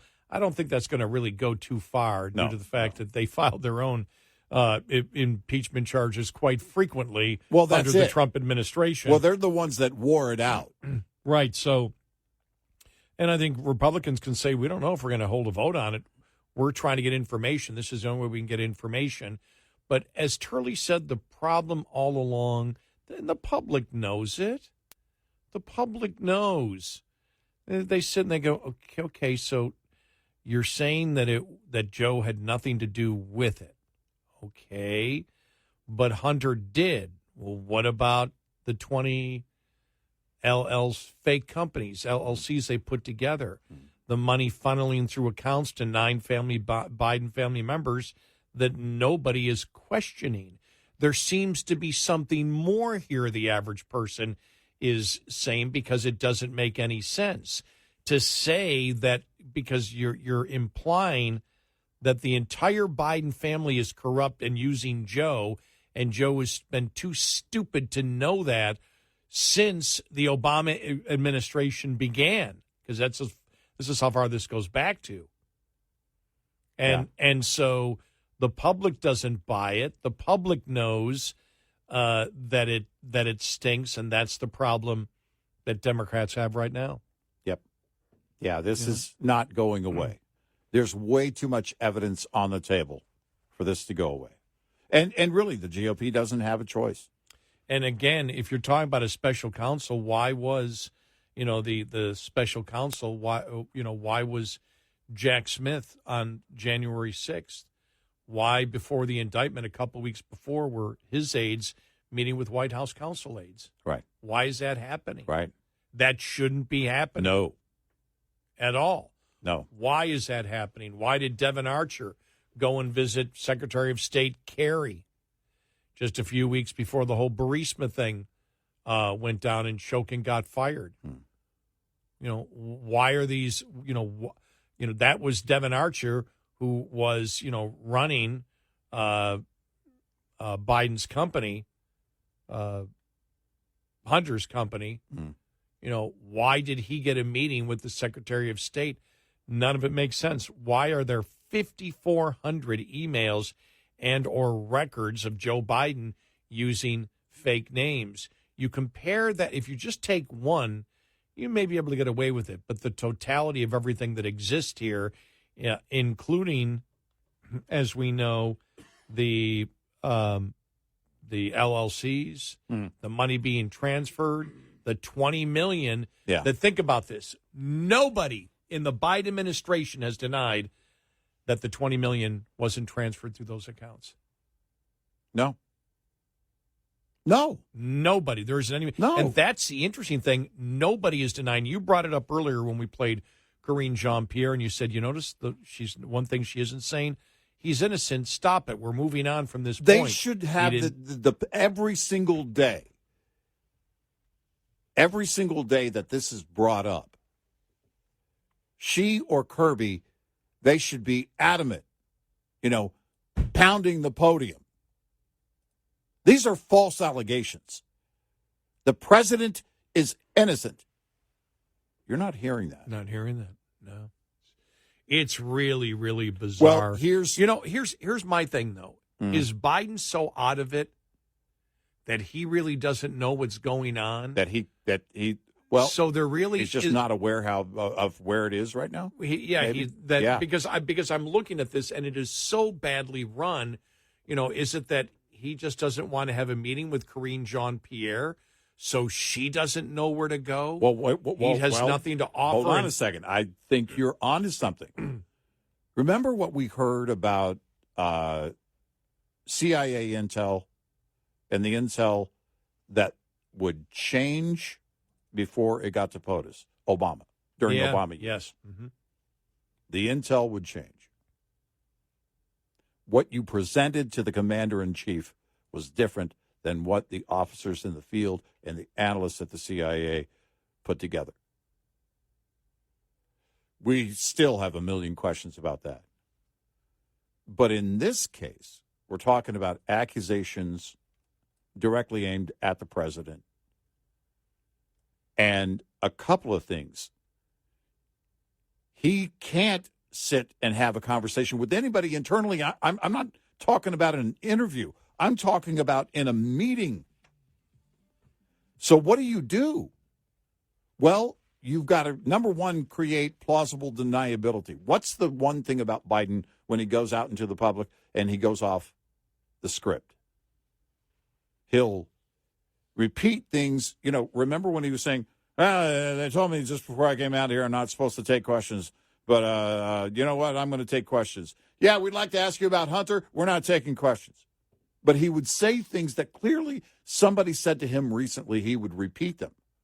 Do they believe that if they start talking to him about this whole thing in detail, that he's going to be defensive and he's going to come out and just start blowing the whole thing himself? And in the legal sense, you want to create that separation for plausible deniability about anything in the future that may be asked about conversations going on inside the White House now. I'm just answering my own question here by going to another news source. Breitbart has one. National Archives has about 5,400 email records, and we asked, how do you know? Well, because the New York Post tells us that the archives has admitted it. National Archives has admitted that it's in possession of nearly 5,400 emails, electronic records, and documents that potentially show President Biden using a pseudonym during his vice presidency. It was revealed on Monday. National Archives confirmed the existence of a trove in response to a June 22, 2022 Freedom of Information Act request by the Southeastern Legal Foundation, a nonprofit constitutional legal group.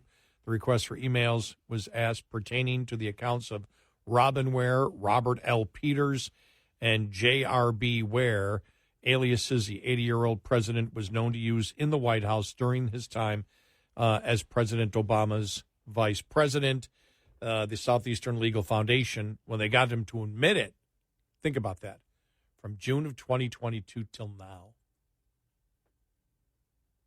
just to admit that they had them, and then they filed Monday a lawsuit for release of the records.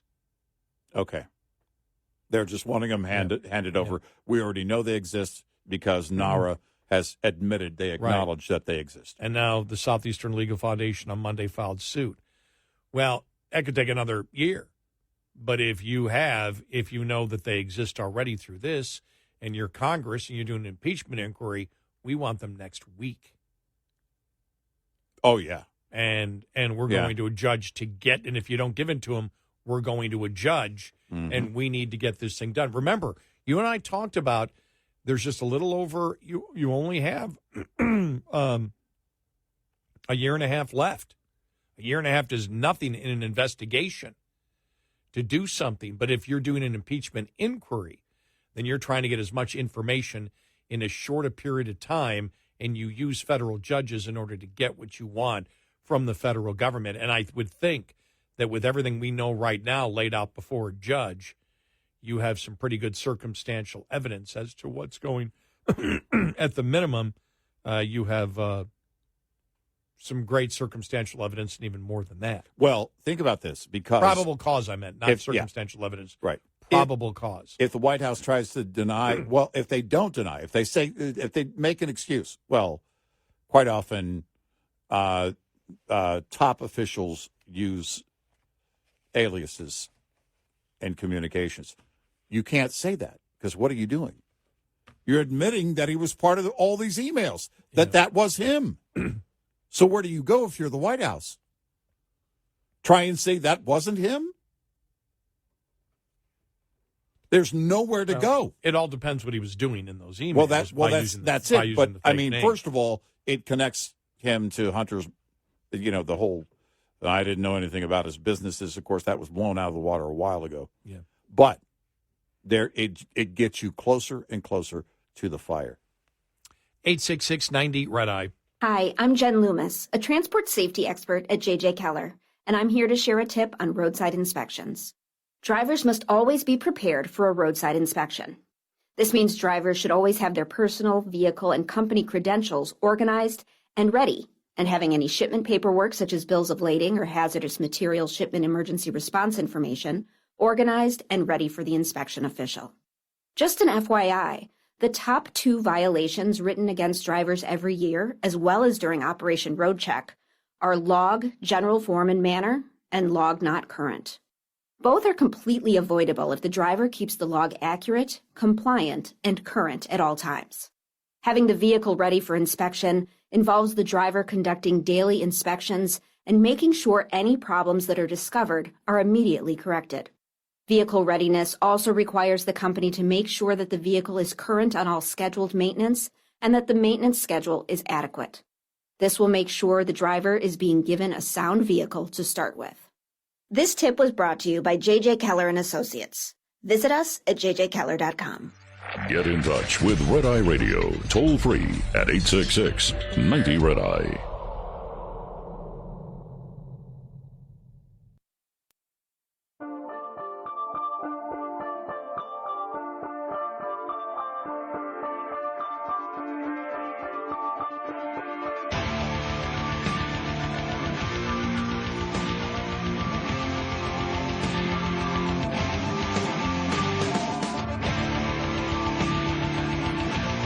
It's Red Eye Radio. He's Eric Carly, and I'm Gary McNamara. It will be interesting the next couple of weeks. You know, Labor Day weekend, and then you've got Congress coming back. But when you think of everything that's coming out, I mean, it's almost getting to be too much. Yeah. And when we played Jonathan Turley before, it's almost like, okay, all these stories are coming out. You need to give me a flow chart. Well, it's interesting though. You said, is Biden, you know, he doesn't digest all of this. Maybe he's just not aware enough. And I was thinking just that, because I was thinking the whole Russian collusion thing, the Russian hoax. You still need a flow chart for that. But now you need a flow chart for this. Is he able to keep up with it all? And it's about him. Yeah, I look at, you know, where the Republicans are going to go, because what you need to do, you need to get the financial records released. Yep. And you need to get a ton of people to testify under oath. Yes. Yep. That's it. That's You're where right. you go from here. That's it.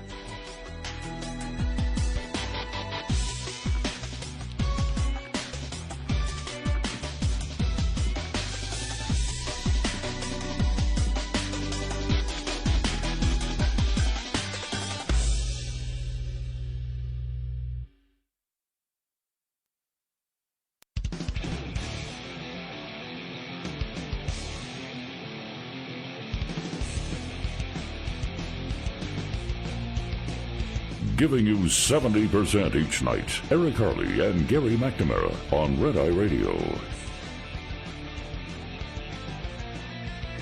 It's Red Eye Radio. He's Eric Harley, and I'm Gary McNamara. The federal government has just recommended 1 cup of coffee a month. That's it. Decaf. Yes. And none of the sugary drinks. In fact, 0 sugar is the recommendation. We're kidding, by the way. We're relating to the beer thing. Just somebody will take it. What are you talking about? Oh, they also recommend, in fact, they're looking at mandating this 5 hours of Red Eye Radio every night. Oh, that's good, though. I mean, that would be, we think it'd be healthy. Required? Yes, mandated. We think it's healthy. Yes. We believe and it's changing healthy. the name Radio Free Biden. Yeah. Well, it's mandatory that you listen, so it's got to be something like that. Exactly. We're going to outlaw ceiling fans, but the good news is you can listen to these guys on the radio. You hit on something going into the bottom of the hour, and that is if if they're worried that he's out of touch and they don't want to confuse him, and that would only be because he's out of touch. and that he can't keep up with it every day, and that he might just fire off things, you know, in front of the media without thinking, because he never does that. And that's the play at the White House. Then you can't be Karine Jean-Pierre. Another reason you can't be Karine Jean-Pierre up there going, the president is innocent, because at that point, you're going to have to start building the defense on the inside, behind the scenes, inside the walls. Everybody is going to have to build that same defense and talking points, and the president is going to have to be a part of that. If you just try not to bring it up, is that their game? I don't know. I don't know if they know what their game is, because she got burned big time already. Oh, it's horrible. She already got burned big time when, you know, for months she was stating, no, he knows absolutely nothing, and we stick by this. He doesn't know anything about his son's business activities. It does. And now nobody's saying that. The only thing that you have are now is that it's just an illusion of influence, that it was simply Hunter Biden. Now, what they're forgetting is the 20 LLCs, that fake companies that only existed to transfer money through different accounts to at least 9 different Biden family members. You can't get away from that. You know, we can talk about all the other stuff going on and whether there's you've got collusion with the Justice Department, but just on that alone, and because those are all different stories that relate to this, but on the story of Biden himself, and this is why the American public doesn't buy it, but what they're trying to sell the public is it's simply Hunter, and Hunter was a cocaine addict, and so he would do these mean things to his father, and his father just didn't know that he was doing all these things. Well, okay, that's interesting. So Hunter made the money, so that makes him corrupt. But the president is isolated. What about the 20 LLCs that transferred money to Biden's brothers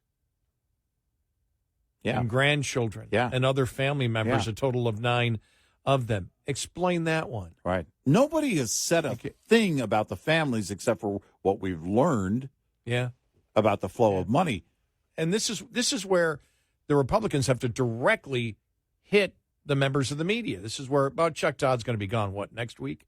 Is this his last week? Yeah, I think so. Thank God. Who's the replacement again? Oh, it was the moderator, one of the moderators from the debates, and I forget her name. But, yeah, so I guess we'll see where it goes from there. But Chuck Todd was horrible. Yeah, he's just useless. Man, seriously, I mean, I look at him and go, well, does Chuck Todd draw people in? And who was his audience to begin with? Unless his audience probably is Kevin Tober from Newsbusters, and that's it.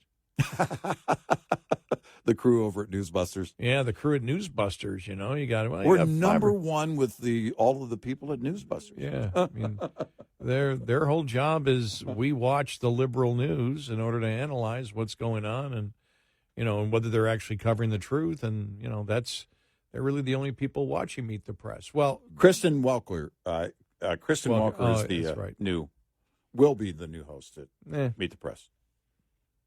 We'll see. Yeah. So, that's what and that's what nobody is willing to discuss the blue whale pod in the living room, because once you do, there's nowhere for you to go. There's nowhere for you to go. Yeah, you can't go if you're a Democrat anywhere. So you just say, this is ridiculous. They want to impeach him for everything. We need to stop the investigation now. And Turley was saying, my God, all these things are coming out that show collusion, conflicts of interest, maybe obstruction of justice by the Attorney General himself. That's all come out. And it's like, it's nothing. That's nothing. Well, that's and nothing. That's nothing. That's nothing. You look at Karine Jean-Pierre. If you're doing that job, what is ultimately the long-term hope? You get a book deal, you get a job in the media. Right. Okay. And you go on from there. And they've done it. Even some in the case back in the day of Tony Snow coming from the media to that job. So you want to be employable. You're hoping it will give you leverage. So if you do stand up there at the podium, I'm telling you the president is innocent, and then all of a sudden everything falls, that could hurt your chances long term. Now, I think you're still going to be tarnished, but it's going to be a much different situation than where she is now if she comes back and says, listen, guys, I wasn't aware of all of this. Now, she's only going to be able to sell that at MSNBC. Yeah. I'm not even sure she can sell that at MSNBC. But there is no passion for defending this president right now at this point. None. But there is a passion to still protect him. Oh, I think it's a default. I think you have to, right?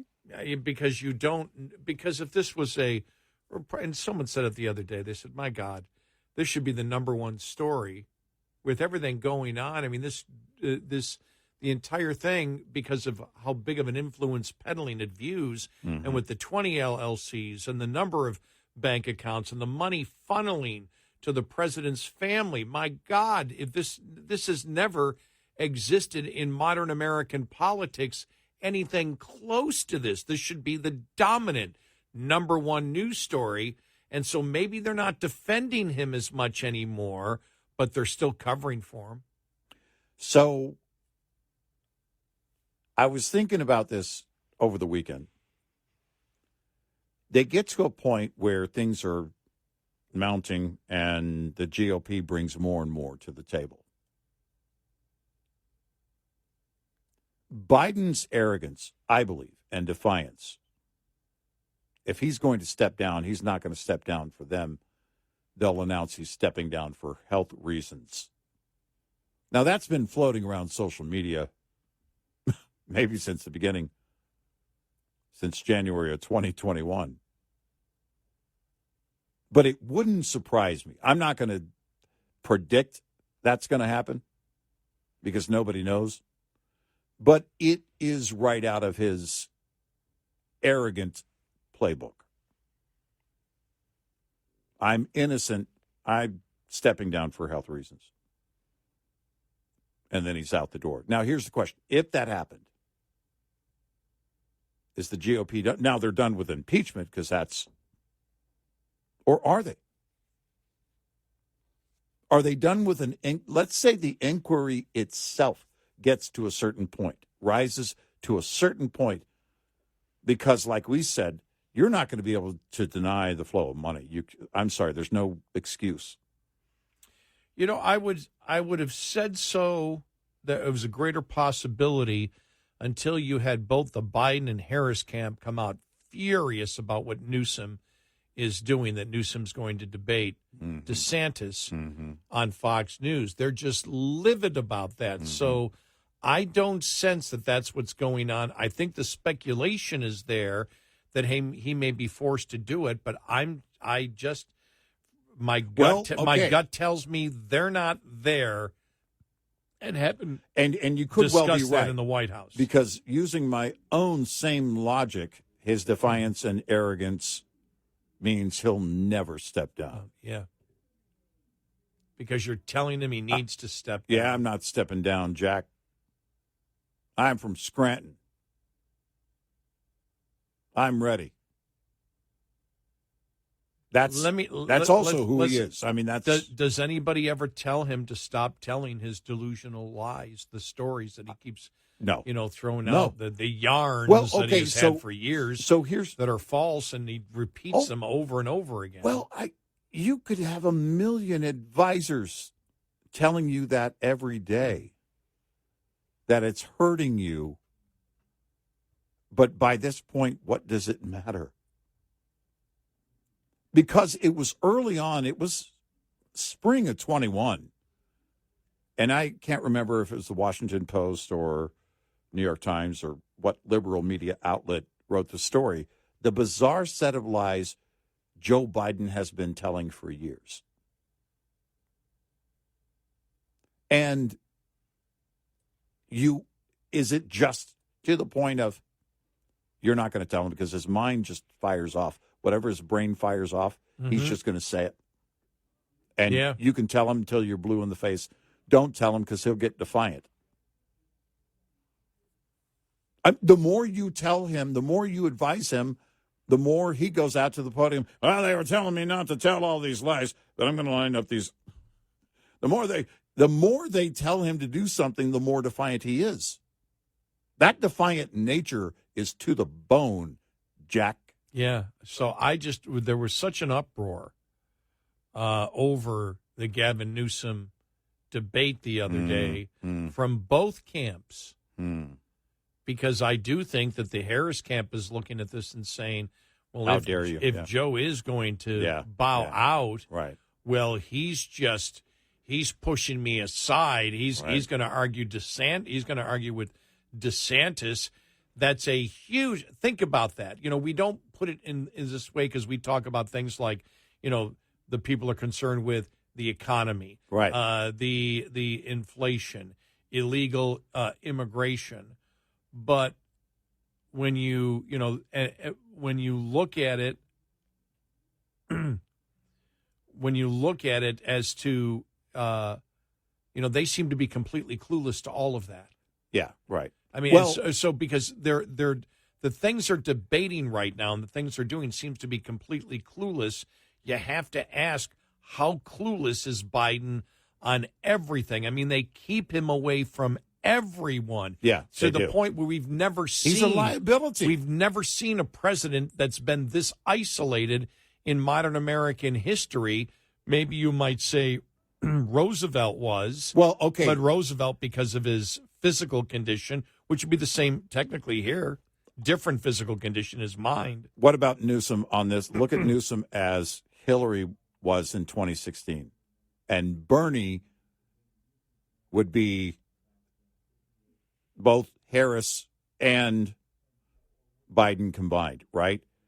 In other words, the party's looking at ushering in very seriously Newsom, and Newsom's going, oh, no, he's the guy, like Hillary was saying.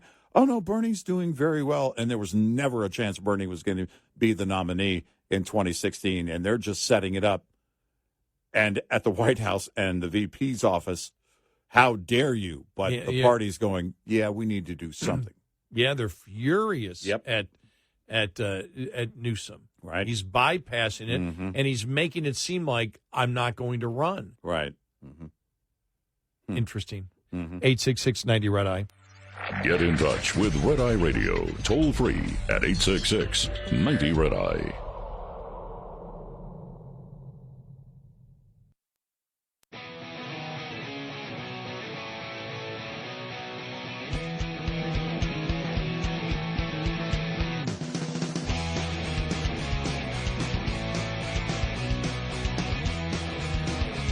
Red Eye Radio.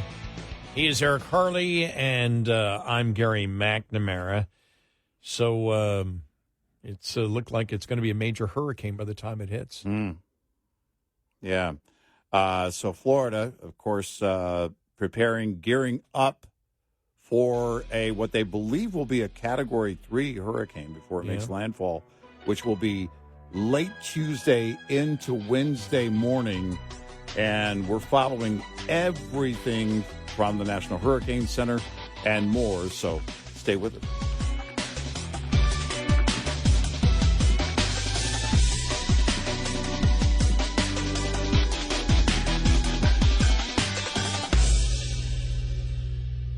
This is Red Eye Radio on Westwood One.